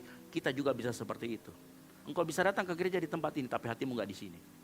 Engkau sibuk dengan handphonemu, engkau sibuk dengan, oh nanti habis ini mau makan apa ya, di bawah menunya apa dibikin sama Anjar ya. Kayaknya gak cocok deh, kayaknya Golki lebih cocok deh, SKG lebih cocok deh. Rutinitas, gak punya hati. Dan Tuhan sore hari ini mau tegur kita. Kalau ada dari 4 itu saya. Cukup dalam hatimu saja. Saya gak suruh lihat samping kiri kanan, itu saya. Nah. Bilang saya dalam hatimu, itu saya Tuhan, itu saya. Bapak Ibu tahu kenapa kehilangan kasih ada sebuah kejatuhan yang fatal? Dengar baik, disiplin, struktur, kebenaran itu bisa bekerja tanpa kasih loh. Aturan bisa ditegakkan tanpa kasih. Teguran bisa dilakukan tanpa kasih. Pelayanan pun bisa dilakukan tanpa kasih. Gereja juga bisa tertib tanpa kasih. Tapi ini bahayanya. Saat kebenaran kehilangan kasih, kebenaran dijadikan alat untuk membunuh orang. Membunuh karakternya. Pelayanan, kalau dilakukan tanpa kasih, dia akan jadi mesin aktualisasi diri. Supaya dilihat orang. Ketekunan datang ke gereja, dilakukan tanpa kasih. Engkau akan menjadi sombong rohani. Itu kebanggaan dan pencapaian rohani yang semu. Bisa, hati-hati. Halo? Sesuatu yang dilakukan dengan kasih atau tanpa kasih, itu akan menghasilkan ketahanan yang berbeda. Karena kasih selalu menimbulkan kesadaran. Saya ulangi lagi, kasih itu selalu menimbulkan kesadaran. Nah tanpa kasih yang dimodifikasi itu perilaku luar, kepatuhan formal, ketertiban sosial. Tapi di dalamnya gak pernah berubah. Saya kasih ilustrasi yang paling mungkin mengena. Siapa yang di sini pernah keluar negeri ke Singapura angkat tangan? Ada yang pernah ke Singapura? Belum semua. Ferdi gak datang, ajak-ajak sekali-sekali ke Timur-Timur. Biar keluar negeri sedikit, kan begitu. Ya. Anehnya begini loh, orang Indonesia kalau datang ke Singapura tertib, betul atau tidak? Gak berani buang sampah sembarangan, antri, gak berani nyelonong lampu merah, gak berani nyelonong antrean. Betul gak? Ini orang Indonesia nih, orang yang sama. Tapi begitu dia balik ke Indonesia, kelakuannya kembali lagi. Motong antrean dan lain sebagainya. Kenapa? Karena itu hanya modifikasi perilaku. Enggak pernah melakukan transformasi dalam dirinya. Akhirnya orang mencintai bukan karena kesadaran yang lahir dari kasih, tetapi karena apa? Sekedar tempatnya. Makanya dengar baik-baik, meskipun kau di gereja ini kau disiplin, tapi begitu kau pulang ke rumah, enggak balik kau disiplin, tetap kembali kehidupanmu yang lama. Itu enggak ada artinya kau melakukannya tanpa kasih. Halo? Beda ketahanannya. Tetapi dengar baik, orang yang melakukan semuanya dengan kasih, mau di Singapura kek, mau di Timur-Timur kek, mau di Indonesia kek, mau di mana, dia akan tetap antri. Dia akan tetap nggak nerobos lampu merah. Dia akan tetap pada ketertibannya. Kenapa? Karena yang dirubah, ditransformasi adalah hatinya, bukan modifikasi perilakunya. Halo? Ingat, ketertiban karena sistem itu selalu rapuh. Tetapi ketertiban karena kasih, dia akan konsisten dimanapun dia berada. Ketertiban tanpa kasih akan runtuh begitu pengawasan itu hilang. Tapi ketertiban yang dilahirkan dari kasih, dia akan bertahan lama. Nah bagaimana? 3 secara cepat. Bagaimana caranya kita kembali lagi? Alkitab di ayat ke-5 dikasih tahu begini. Kita baca sama-sama yuk. 3, 2, 1. Sebab itu ingatlah betapa dalamnya engkau telah jatuh. Bertobatlah dan lakukan lagi apa yang semula engkau lakukan. Menarik ya. Kata ingat di sini bukan mengingat memori yang dahulu, bukan nostalgia, bukan. Kata mengingat di sini artinya kita membandingkan diri kita yang sekarang dengan yang dulu, yang waktu kasih itu ada. Bagaimana hidupmu? Itu yang dibandingkan. Ya. Jadi sering-seringlah punya waktu kamu untuk merenung, untuk melihat ke dalam bagaimana kehidupanku, jadi mengingat itu adalah alat evaluasi untuk menyadari apa yang hilang dan apa yang engkau dapatkan di masa sekarang. Yang mengerti katakan amin. Mengingat itu melihat kembali apa sih yang dulu ada di hati saya tapi sekarang hilang, atau apa yang ada nggak ada dulu tapi sekarang hilang, itu penting. Coba ingat kembali. Waktu engkau melayani dulu, apa alasanmu? Gunakan pertanyaan mengapa saya melayani, mengapa saya tertib. Nah perhatikan, apakah ketertibanmu, pelayananmu, aktivitas rohanimu lahir dari relasimu dengan Tuhan? Kalau dulu nggak lahir dari kasih, sekarang lahir dari kasih, engkau bersyukur, puji Tuhan. Tapi kalau itu kebalikannya, dulu lahir dari kasih, sekarang lahir dari rutinitas, cepat-cepat bertobat. Karena firman Tuhan berkata, betapa dalamnya engkau telah jatuh.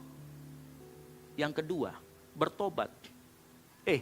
Saya mau kasih tahu, jemaat di Efesus itu jemaat yang rohani. Mereka nggak jatuh dalam penyembahan berhala, mereka juga nggak ada dalam pelacuran bakti, mereka juga nggak sinkretisme agama, enggak. Tapi Tuhan ngomong bertobat. Tahu artinya bertobat? Harus akui dulu kalau kita sudah jatuh. Harus akui dulu bahwa saya sudah rusak. Itulah mengapa dalam Wahyu 3 ayat 19 yang tadi kita baca, relakanlah hatimu dan bertobatlah. Jangan nunjuk orang lain. Tetapi mari angkat tangan kita sendiri, Tuhan, itu saya. Tuhan, yang kau maksud itu saya. Datang dengan Tuhan. Gak usah pakai persembahan, tapi engkau bawa hatimu yang hancur karena engkau bertobat di hadapan Tuhan. Itu persembahanmu yang sejati. Waktu Tuhan tegur kita, dia menunjukkan bahwa dia sayang dan betapa kita telah jatuh. Masalahmu mungkin bukan dosa yang besar, engkau gak selingkuh, engkau gak bicara kotor, gak apa. Tapi lihat hatimu, orientasi hatimu saat ini. Apakah engkau punya relasi sama Tuhan? Apakah engkau meninggalkan kasih yang dulu menjadikan Tuhan yang utama? Tahu apa yang artinya kata bertobat? Bertobat di sini berarti berkata, Tuhan, aku mengakui, aku melayanimu tapi tidak lagi mengasihimu. Itu bertobat.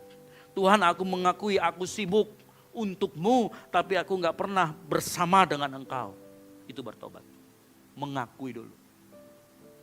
Kalau engkau sudah tahu itu salah, maka engkau akan tahu yang mana yang benar.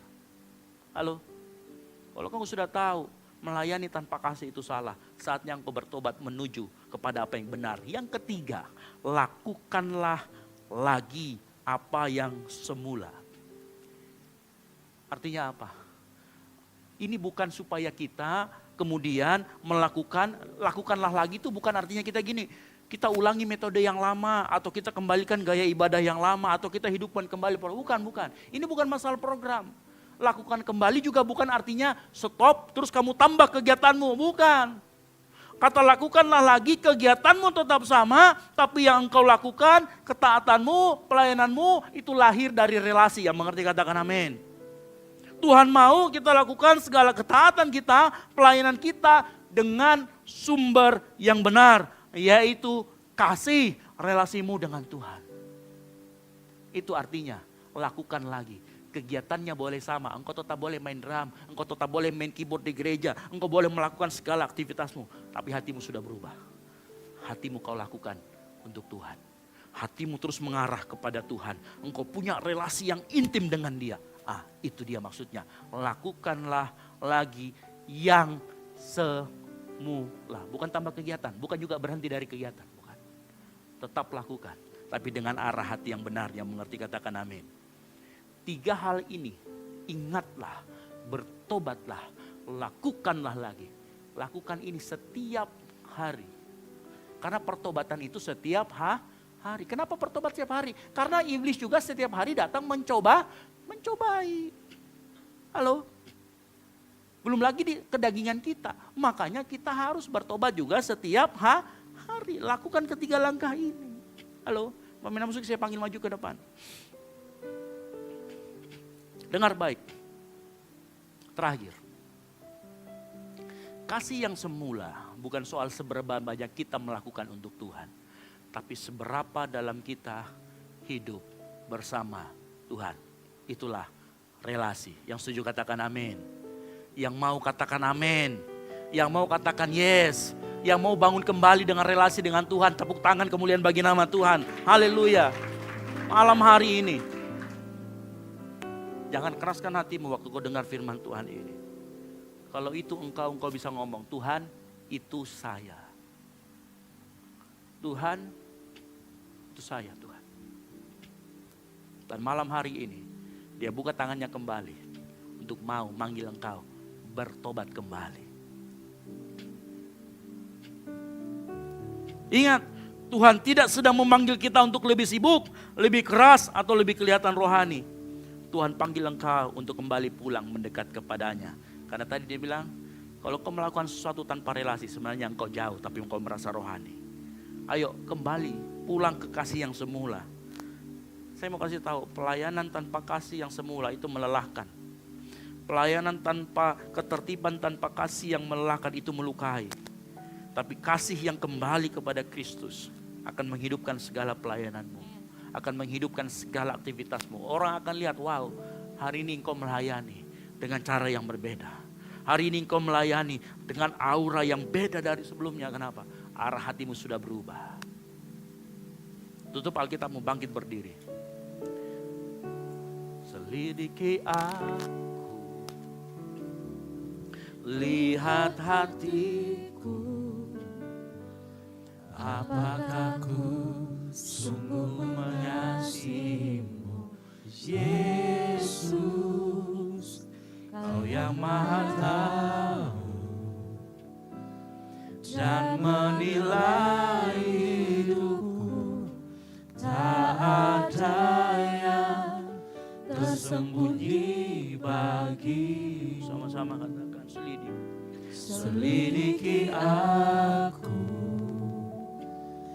Lihat hatiku, apakah ku sungguh mengasihimu, Yesus, Kau yang Maha Tahu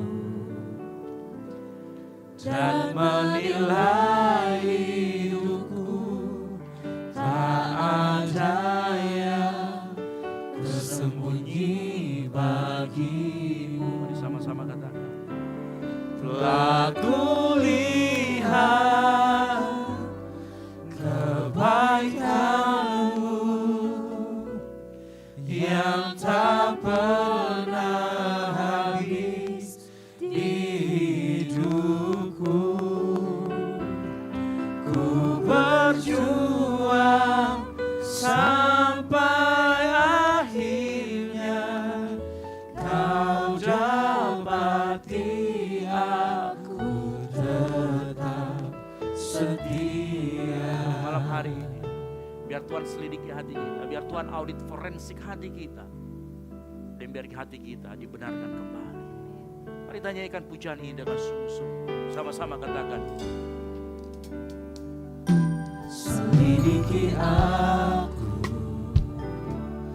lihat hatiku.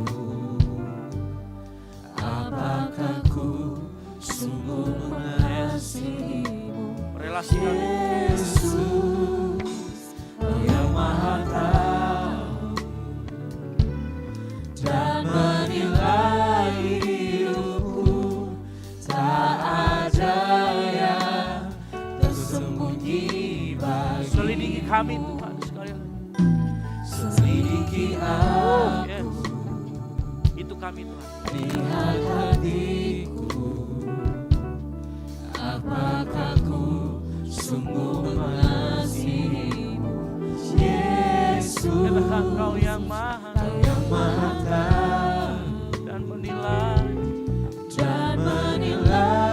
hidupku. Tak ada yang tersembunyi bagi. Sama-sama katakan, telah kulihat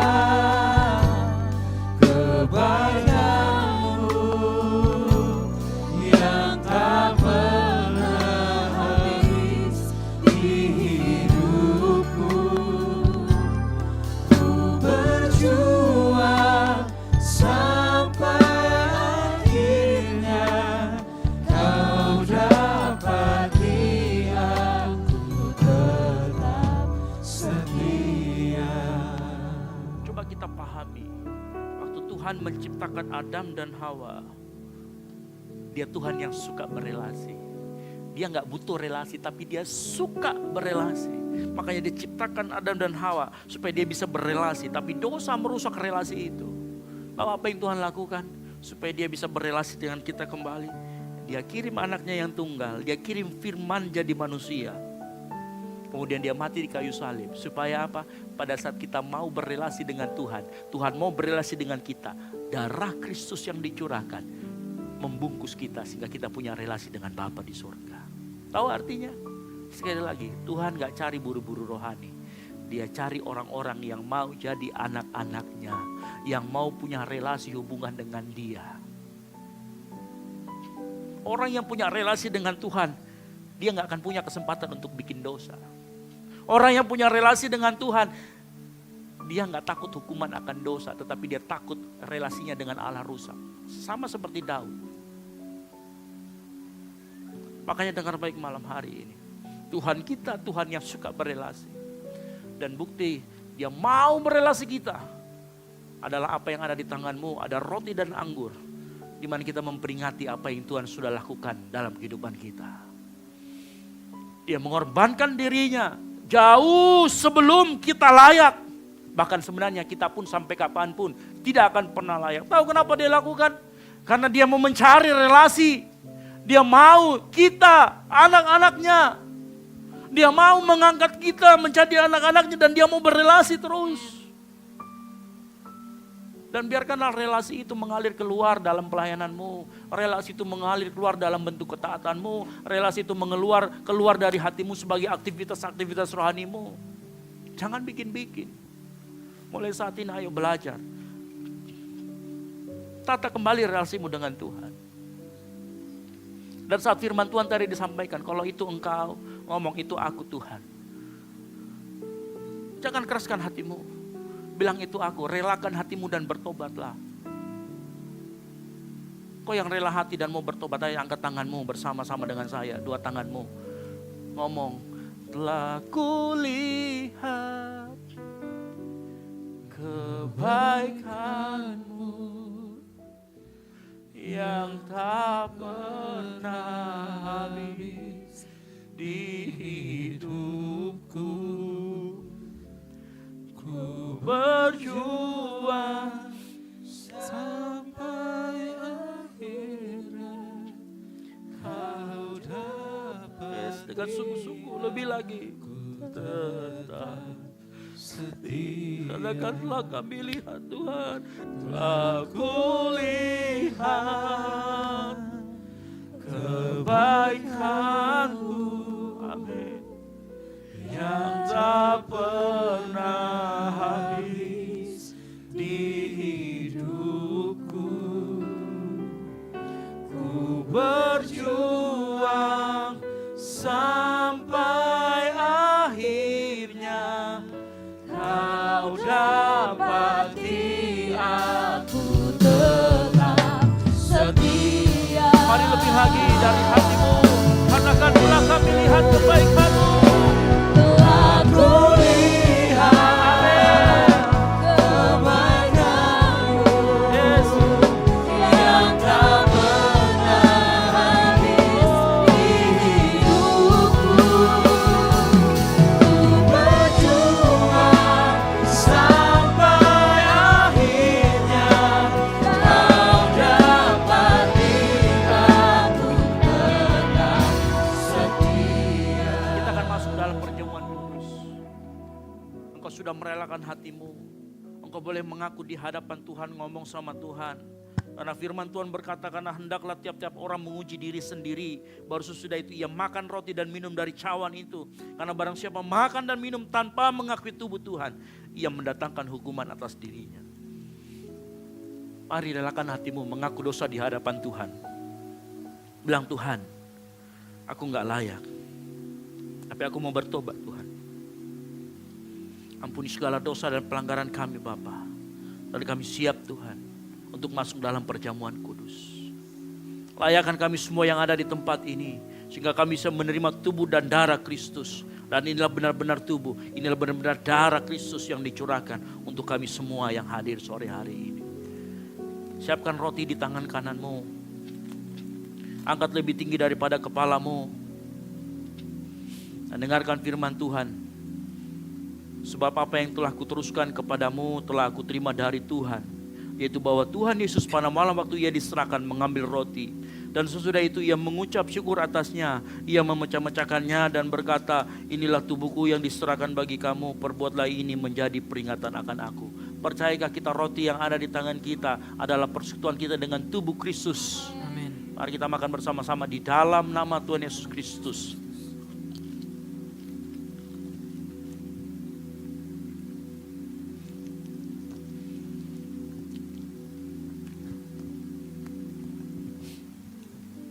Angkat anggur cawan lebih tinggi dari kepalamu, tanda engkau hormat.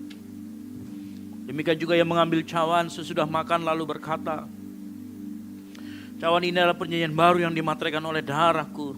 Perbuatlah ini setiap kali kamu meminumnya menjadi peringatan akan aku. Percayakah kita anggur yang ada di tangan kita, di tangan kanan kita, di cawan ini adalah darah Kristus yang dicurahkan untuk pengampunan dosamu dan dosaku? Mari kita minum bersama-sama di dalam nama Tuhan Yesus Kristus.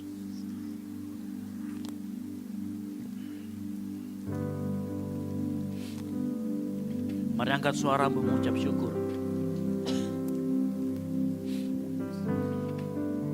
Mengucap syukur.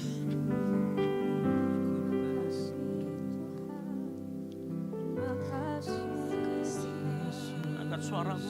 Terima kasih. Terima kasih. Terima kasih. Angkat suaramu. Ucap syukur. Haleluya. Terima kasih.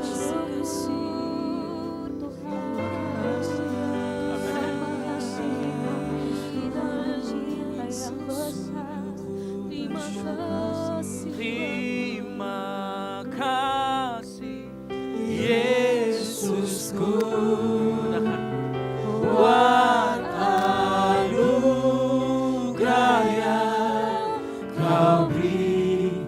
Sebab hari ini Tuhan adakan syukur Bapa. Katakan terima kasih Tuhan.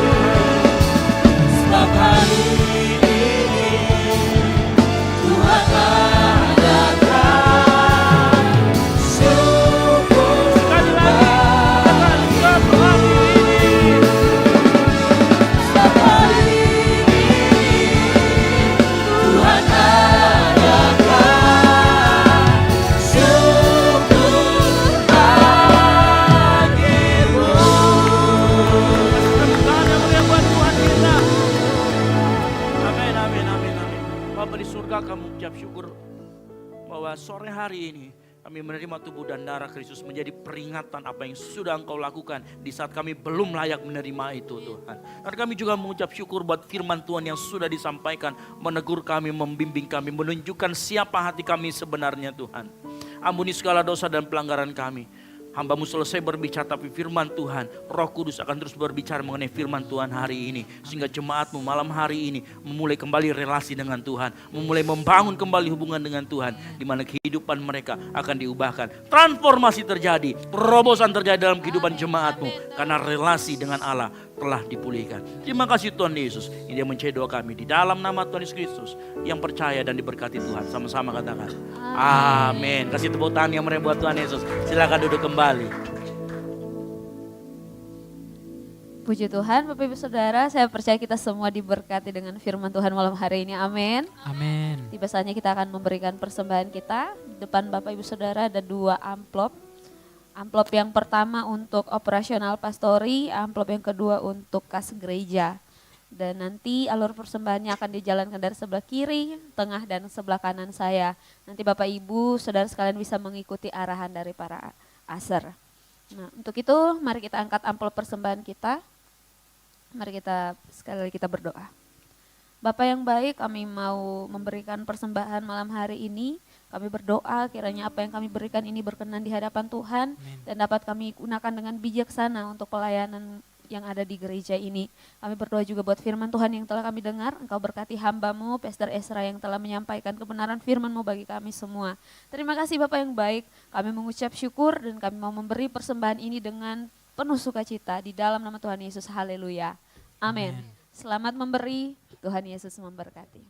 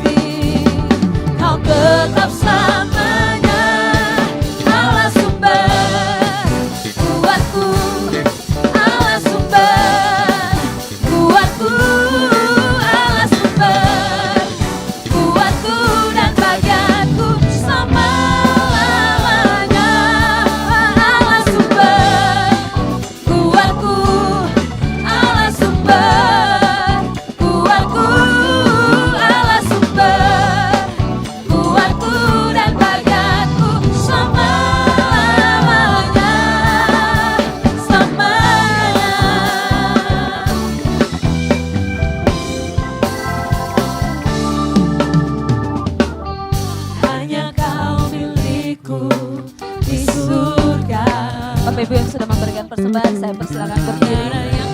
Mari sekali lagi kita puji Tuhan. Amin. Katakan, tak ku andalkan kekuatanku. Tak ku andalkan kekuatanku. Namun yang pasti Kau tetap selamanya Allah sumber kuatku. Allah sumber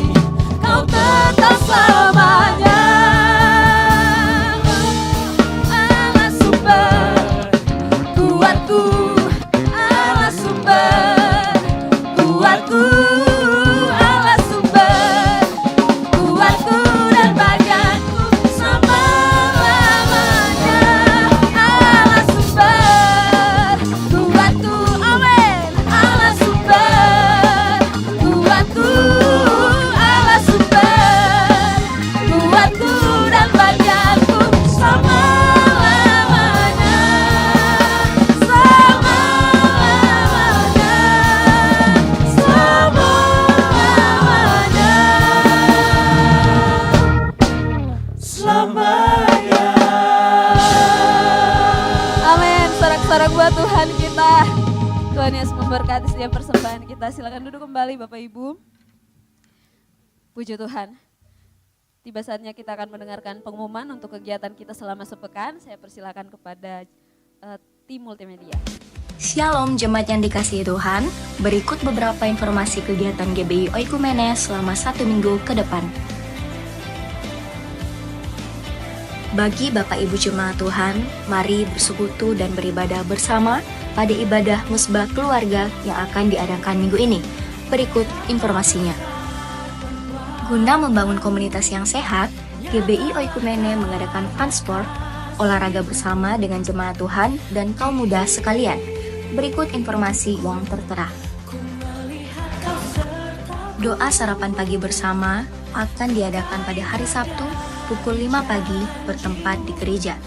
Bapak Ibu jemaat Tuhan juga dapat menyaksikannya secara online melalui live streaming YouTube GBI Oikumene. Doa pelayan dan puasa akan diadakan pada hari Sabtu pukul 6 sore bertempat di gereja. Gladi bersih untuk ibadah raya pertama akan diadakan pada hari Sabtu pukul 7 malam, ibadah raya 2 pada hari Minggu pukul setengah 3 sore, dan gladi bersih untuk ibadah raya ketiga akan diadakan pada hari Sabtu pukul 10 pagi. Ibadah raya Minggu diadakan sebanyak 3 kali, yaitu pukul 9 pagi, pukul setengah 5 sore, dan pukul 7 malam. Ibadah raya yang pertama dan yang kedua akan disertai ibadah anak sekolah minggu. Ibadah-ibadah ini dapat disaksikan secara online melalui live YouTube GBI Oikumene. Bagi saudara-saudari yang ingin mendapatkan dukungan doa, silakan menghubungi nomor berikut. Pondok Daud akan diadakan setiap hari Selasa dan Jumat pukul 3 sore bertempat di ruang sekolah minggu. Bagi jemaat Tuhan yang berkerinduan untuk didoakan, silakan mengisi form pokok doa yang telah disiapkan. Mari tetap saling menopang dalam doa-doa kita kepada Tuhan. Bagi saudara-saudari yang membutuhkan layanan konseling, penyerahan anak, dan pernikahan, silakan menghubungi nomor berikut. Baptisan akan diadakan pada minggu terakhir setiap 3 bulan sekali. Bagi saudara sekalian yang membutuhkan layanan baptisan, silakan menghubungi nomor berikut. Persembahan persepuluhan dan persembahan lainnya dapat ditransfer melalui rekening BCA dengan nomor 7993 111 777 atas nama GBI Oikumene. Jangan lupa untuk mencantumkan keterangan untuk setiap persembahan yang diberikan. Perpuluhan yang jemaat Tuhan berikan akan dipergunakan seluruhnya untuk pekerjaan Tuhan di tempat ini dan akan dilaporkan secara periodik serta terbuka kepada jemaat Tuhan sekalian. Bagi Bapak Ibu jemaat Tuhan dan saudara sekalian yang rindu untuk melayani Tuhan, silakan mengisi formulir dengan cara scan barcode berikut atau menghubungi nomor berikut. Mari memakai waktu dan talenta yang Tuhan beri bagi kemuliaan namanya. GBI Oikumene mengucapkan selamat ulang tahun bagi jemaat Tuhan yang ulang tahun sepanjang bulan ini. Kasih, sukacita, dan penyertaan Tuhan melimpah bagi jemaat Tuhan sekalian. Demikian informasi mengenai kegiatan GBI Oikumene selama sepekan. Selamat hari Minggu, Tuhan Yesus memberkati. Puji Tuhan, jemaat Tuhan, ada beberapa pengumuman tambahan yang mau saya sampaikan malam hari ini. Yang pertama bagi Bapak Ibu jemaat Tuhan yang baru pertama kali hadir di gereja ini, kami ucapkan selamat datang.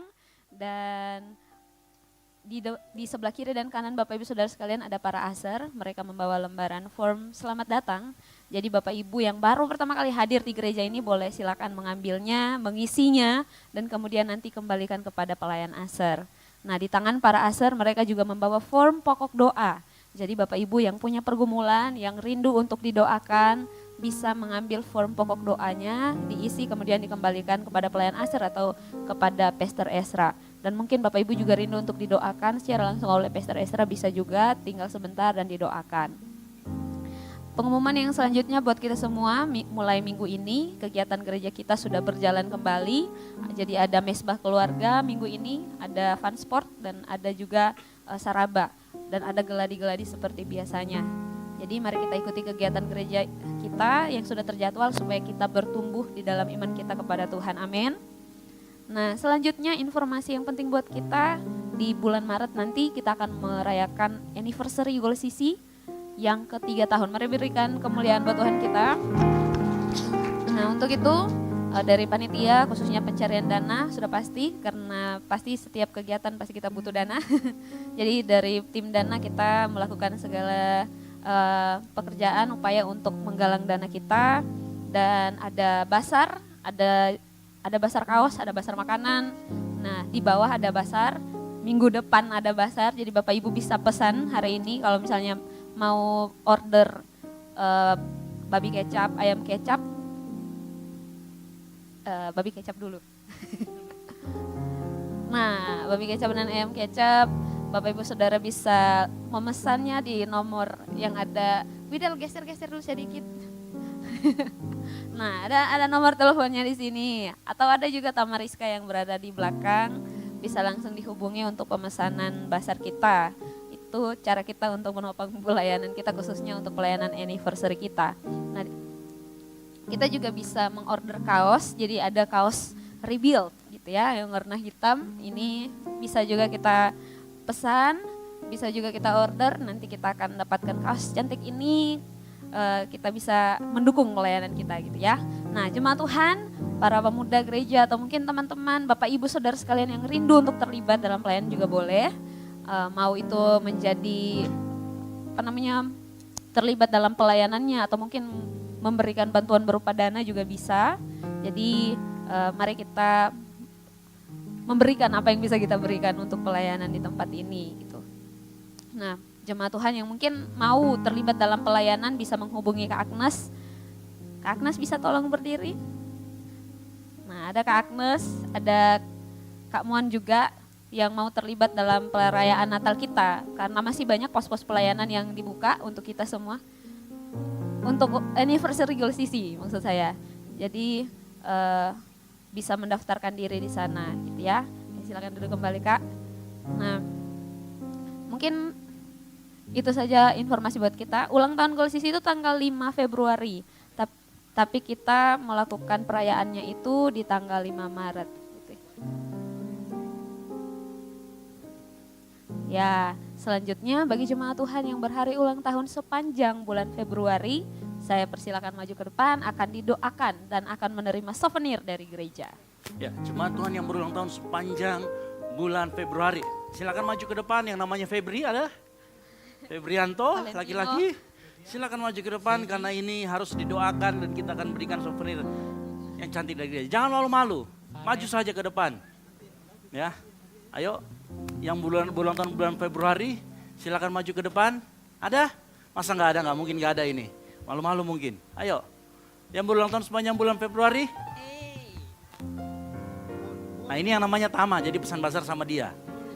Gitu ya. Nah ada lagi yang berulang tahun sepanjang bulan Februari, silakan maju ke depan. Jangan malu-malu. Yang baru pertama kali hadir juga boleh maju ke depan. Karena akan disiapkan souvenir ya, yang cantik dari gereja. Ada lagi?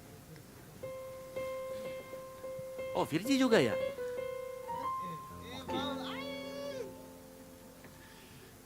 Ada lagi? Nah, ternyata banyak kan? Oke, ada? Jangan malu-malu, oke. Mari jemaat Tuhan kita angkat tangan kita arahkan kepada saudara-saudara kita yang ulang tahun. Bapa di surga, kami mengucap syukur buat saudara-saudari kami yang berulang tahun. Malam hari ini sepanjang bulan Februari, biar kasih Tuhan menyertai mereka dalam pekerjaan, dalam kuliah, dalam apapun yang mereka lakukan dengan tangan mereka. Kuasa Tuhan, anugerah Tuhan menyertai Tuhan. Kami yakin dan percaya di mana kakinya melangkah, di situ ada penyertaan Tuhan. Apapun yang mereka lakukan, baik dalam perkuliahan, dalam sekolah, dalam pekerjaan, Tuhan bukakan jalan-jalan yang tertutup Tuhan bukakan, pintu-pintu yang tertutup Tuhan bukakan. Engkau akan menjadi kepala dan bukan menjadi ekor. Dimanapun kau berada, orang akan melihat engkau sebagai garam dan terang. Di dalam nama Tuhan Yesus Kristus, yang percaya sama-sama katakan, amin. Umur panjang di tangan kanan, di tangan kiri ada kekayaan dan kehormatan sampai selamanya. Umur panjang di tangan kanan, di tangan kiri ada kekayaan dan kehormatan sampai selamanya. Tuhan, kita akan mengakhiri ibadah kita pada malam hari ini. Saya persilakan jemaat Tuhan untuk bangkit berdiri.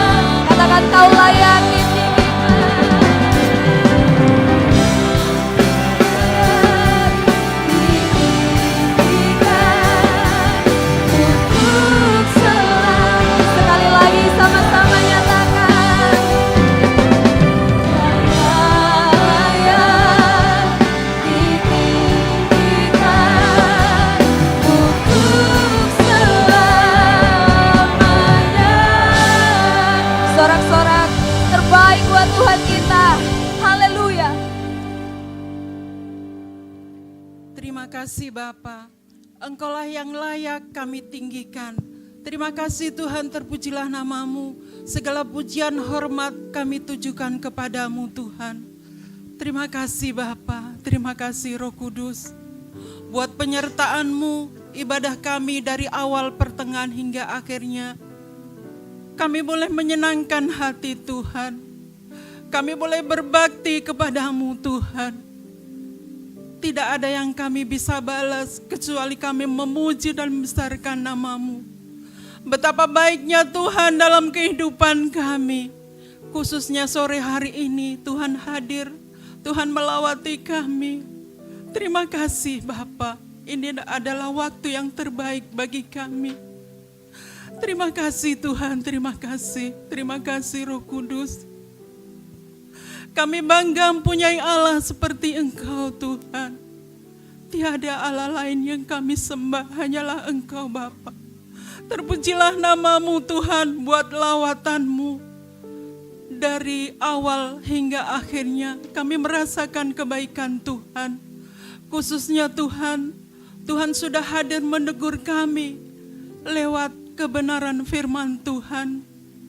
Biarlah kasih cinta kami semula Tuhan kembalikan. Karena kami tahu relasi kami tujukan hanya kepadamu Tuhan. Biarlah Tuhan menjadi pusat dan tujuan kami. Ketergantungan kami kepadamu. Lewat kekudusan, ketaatan dan pelayanan kami. Inilah Tuhan kerinduan kami. Biarlah Tuhan boleh merubah hati dan pikiran kami. Kami tidak akan mengandalkan akal dan pikiran kami. Biarlah Tuhan yang akan membentuk, menegur dan menghajar kami. Agar kami menjadi orang-orang yang percaya. Kami boleh menyenangkan hatimu. Terima kasih Bapa, terpujilah namamu. Inilah tujuan kami Tuhan. Untuk Tuhan rubah, Tuhan bentuk hidup kami, iman rohani kami. Agar kami boleh sampai di garis finish. yaitu kehidupan yang kekal. Terima kasih Tuhan, Kau memberkati hamba-Mu yang sudah menyampaikan kebenaran firman Tuhan. Engkau memberkati, Engkau urapi lebih dan lebih lagi Tuhan, agar boleh menjadi berkat dimanapun dia boleh melayani. Terima kasih Tuhan, Kau memberkati pekerjaannya, keluarganya, kami serahkan ke dalam tangan Tuhan. Bahkan usahanya, Tuhan kami yakin dan percaya Tuhan memberkati. Bahkan Kau memberkati istrinya sebagai penopang buat Tuhan Pastor Ezra. Bahkan Tuhan memberkati keluarganya, khususnya anaknya kami serahkan ke dalam tangan Tuhan. Tuhan Kau memperhatikan pertumbuhan anak Dev ini Bapa, sehingga menjadi anak yang dengar-dengaran, anak yang penurut, menjadi berkat dimanapun dia kelak berada. Terpujilah nama-Mu Tuhan. Engkau memberkati juga Ibu Gembala di tempat ini Tuhan. Kau tilik kehidupannya Bapa, anugerahkan akal hikmat, kesehatan, bahkan Tuhan kesabaran yang daripada Tuhan. Terima kasih Tuhan, kami serahkan kehidupan hamba-Mu ke dalam tangan Tuhan. Bahkan kami berdoa buat Pastor Pister, kami serahkan ke dalam tangan Tuhan. Mari Tuhan Kau tilik pelayanannya, Engkau memberkati keluarganya, Engkau memberkati dimanapun dia melayani Bapa, jadikan saluran berkat. Terima kasih Tuhan, Kau memberkati istrinya dan anak-anaknya. Terpujilah nama-Mu Tuhan. Kami berdoa buat pelayan-pelayan Tuhan pada malam hari ini, kami serahkan ke dalam tangan Tuhan. Mulai dari penerima tamu, pemusik, WL Singers, bahkan LCD kami serahkan ke dalam tangan Tuhan. Mereka sudah mempersembahkan yang terbaik buat Tuhan, menjadi saluran berkat bagi kami. Terima kasih Tuhan, kami serahkan juga yang hadir pada saat ini, anak-anak kami, bahkan orang tua, kami serahkan ke dalam tangan Tuhan. Kami boleh pulang dengan membawa berkas-berkas daripada Allah, berkas sukacita, damai sejahtera. Mungkin yang datang dalam keadaan sakit, kami yakin dan percaya Tuhan sudah sembuhkan. Mungkin yang datang dalam keadaan bimbang, Tuhan teguhkan kembali. Terima kasih Tuhan, inilah hidup kami serahkan ke dalam tangan Tuhan. Kami berdoa buat seluruh gereja dimanapun berada. Kami yakin dan percaya Tuhan akan mempersiapkan gereja-gereja untuk menjadi saluran berkat. Bahkan hamba-hamba-Mu di mana saja mereka berada, Tuhan memberkati dia. Berikan akal hikmat yang daripada Allah, boleh menyalurkan kebenaran firman Tuhan, dan orang-orang boleh dimenangkan. Terima kasih Tuhan, inilah hidup kami. Kami berdoa buat seluruh kegiatan kami serahkan ke dalam tangan Tuhan. Anugerahkan roh yang berapi-api, sehingga kami boleh bertumbuh di dalamnya. Terima kasih Tuhan, kami sudah melakukan perjamuan kudus. Kami yakin dan percaya Tuhan sudah mati di kayu salib. Oleh karena itu Tuhan, satukan darah dan tubuh-Mu ke dalam hidup kami, sehingga kami boleh menjadi orang-orang yang berkenan kepada Tuhan. Terima kasih Tuhan, kami berdoa buat bangsa dan negara ini, kami serahkan ke dalam tangan Tuhan. Adakan hujan pertobatan bagi bangsa dan negara ini Tuhan, sehingga banyak jiwa-jiwa yang dimenangkan. Kami berdoa juga buat pemerintah dari mulai teratas hingga terendah. Kami yakin dan percaya Engkau anugerahkan rasa takut akan Tuhan, roh yang bijaksana, sehingga boleh memimpin bangsa dan negara ini. Bahkan khusus Kota Makassar ini kami serahkan ke dalam tangan Tuhan. Segala roh-roh yang jahat ingin mengganggu anak-anak Tuhan, semuanya kami ikat, kami patahkan, kami hancurkan dalam nama Tuhan Yesus Kristus. Adakan hujan pertobatan bagi Kota Makassar Tuhan, sehingga banyak jiwa-jiwa yang dimenangkan. Kami tahu ada saudara-saudara kami yang sudah jauh daripada Tuhan. Oleh karena itu dengan roh-Mu Engkau tarik kembali mereka Tuhan. Terima kasih Bapa, terima kasih. Kami berdoa buat ibadah kami, ibadah raya 1, 2, 3 kami serahkan ke dalam tangan Tuhan. Kursi-kursi yang masih kosong, Engkau Tuhan kirimkan jiwa-jiwa Tuhan. Terima kasih Bapa, terima kasih. Terima kasih Tuhan buat cinta kasih-Mu, khususnya malam hari ini Tuhan. Kami serahkan generasi ke dalam tangan Tuhan. Seluruh anak-anak kami baik malam hari ini, bahkan yang menyaksikan secara online, Engkau lawati anak-anak kami Bapa, Engkau gendong. Engkau, oh Tuhan, kami serahkan anak-anak kami ke dalam tangan Tuhan. Selamatkan generasi kami Bapa. Terpujilah namamu Tuhan. Kami berdoa juga buat anak-anak kami yang masih sekolah, yang berkuliah. Kami yakin dan percaya Engkau memberkati. Engkau memberkati kehidupan pribadi lepas pribadi Bapa. Kami yakin dan percaya Engkau anugerahkan masa depan yang terbaik bagi anak-anak kami. Terima kasih Bapa, terima kasih. Terpujilah namamu Tuhan. Ampunkan tingkah laku kami yang tidak berkenan di hadapan-Mu Bapa. Terpujilah namamu Tuhan. Dan kami akan mengakhiri doa Bapa kami yang Tuhan sudah ajarkan kepada kami. Bapa kami yang di surga, dikuduskanlah namamu, datanglah kerajaan-Mu, jadilah kehendak-Mu di bumi seperti di surga. Berikanlah kami pada hari ini makanan kami yang secukupnya, dan ampunilah kami akan kesalahan kami, seperti kami juga mengampuni orang yang bersalah kepada kami. Dan janganlah membawa kami ke dalam pencobaan, tetapi lepaskanlah kami daripada yang jahat. Karena Engkaulah yang punya kerajaan dan kuasa dan kemuliaan sampai selama-lamanya. Mari kita terima berkat Tuhan, angkat tanganmu. Kuatkan dan teguhkan hatimu dengan sungguh-sungguh. Bertindaklah hati-hati sesuai dengan seluruh hukum firman Allah. Jangan menyimpang ke kanan atau ke kiri. Jangan engkau lupa memperkatakan firman Tuhan ini. Renungkan itu siang dan malam supaya engkau beruntung dan engkau akan berhasil. Oleh karena itu pulanglah dan jadilah garam dan terang sehingga Injil diberitakan melalui hidupmu. Dan biarlah anugerah dari Allah Bapa, keselamatan dalam Kristus Yesus, dan penyertaan yang manis oleh Roh Kudus menyertai kita semua mulai dari saat ini sampai dengan Maranatha. Tuhan Yesus datang kembali menjemput kita semua di awan-awan permai. Sebab bagi Dialah segala kemuliaan sampai selama-lamanya. Yang diberkati Tuhan, sama-sama katakan amin. Selamat hari Minggu, Tuhan Yesus memberkati, dan silakan mengambil satu teduh sejenak.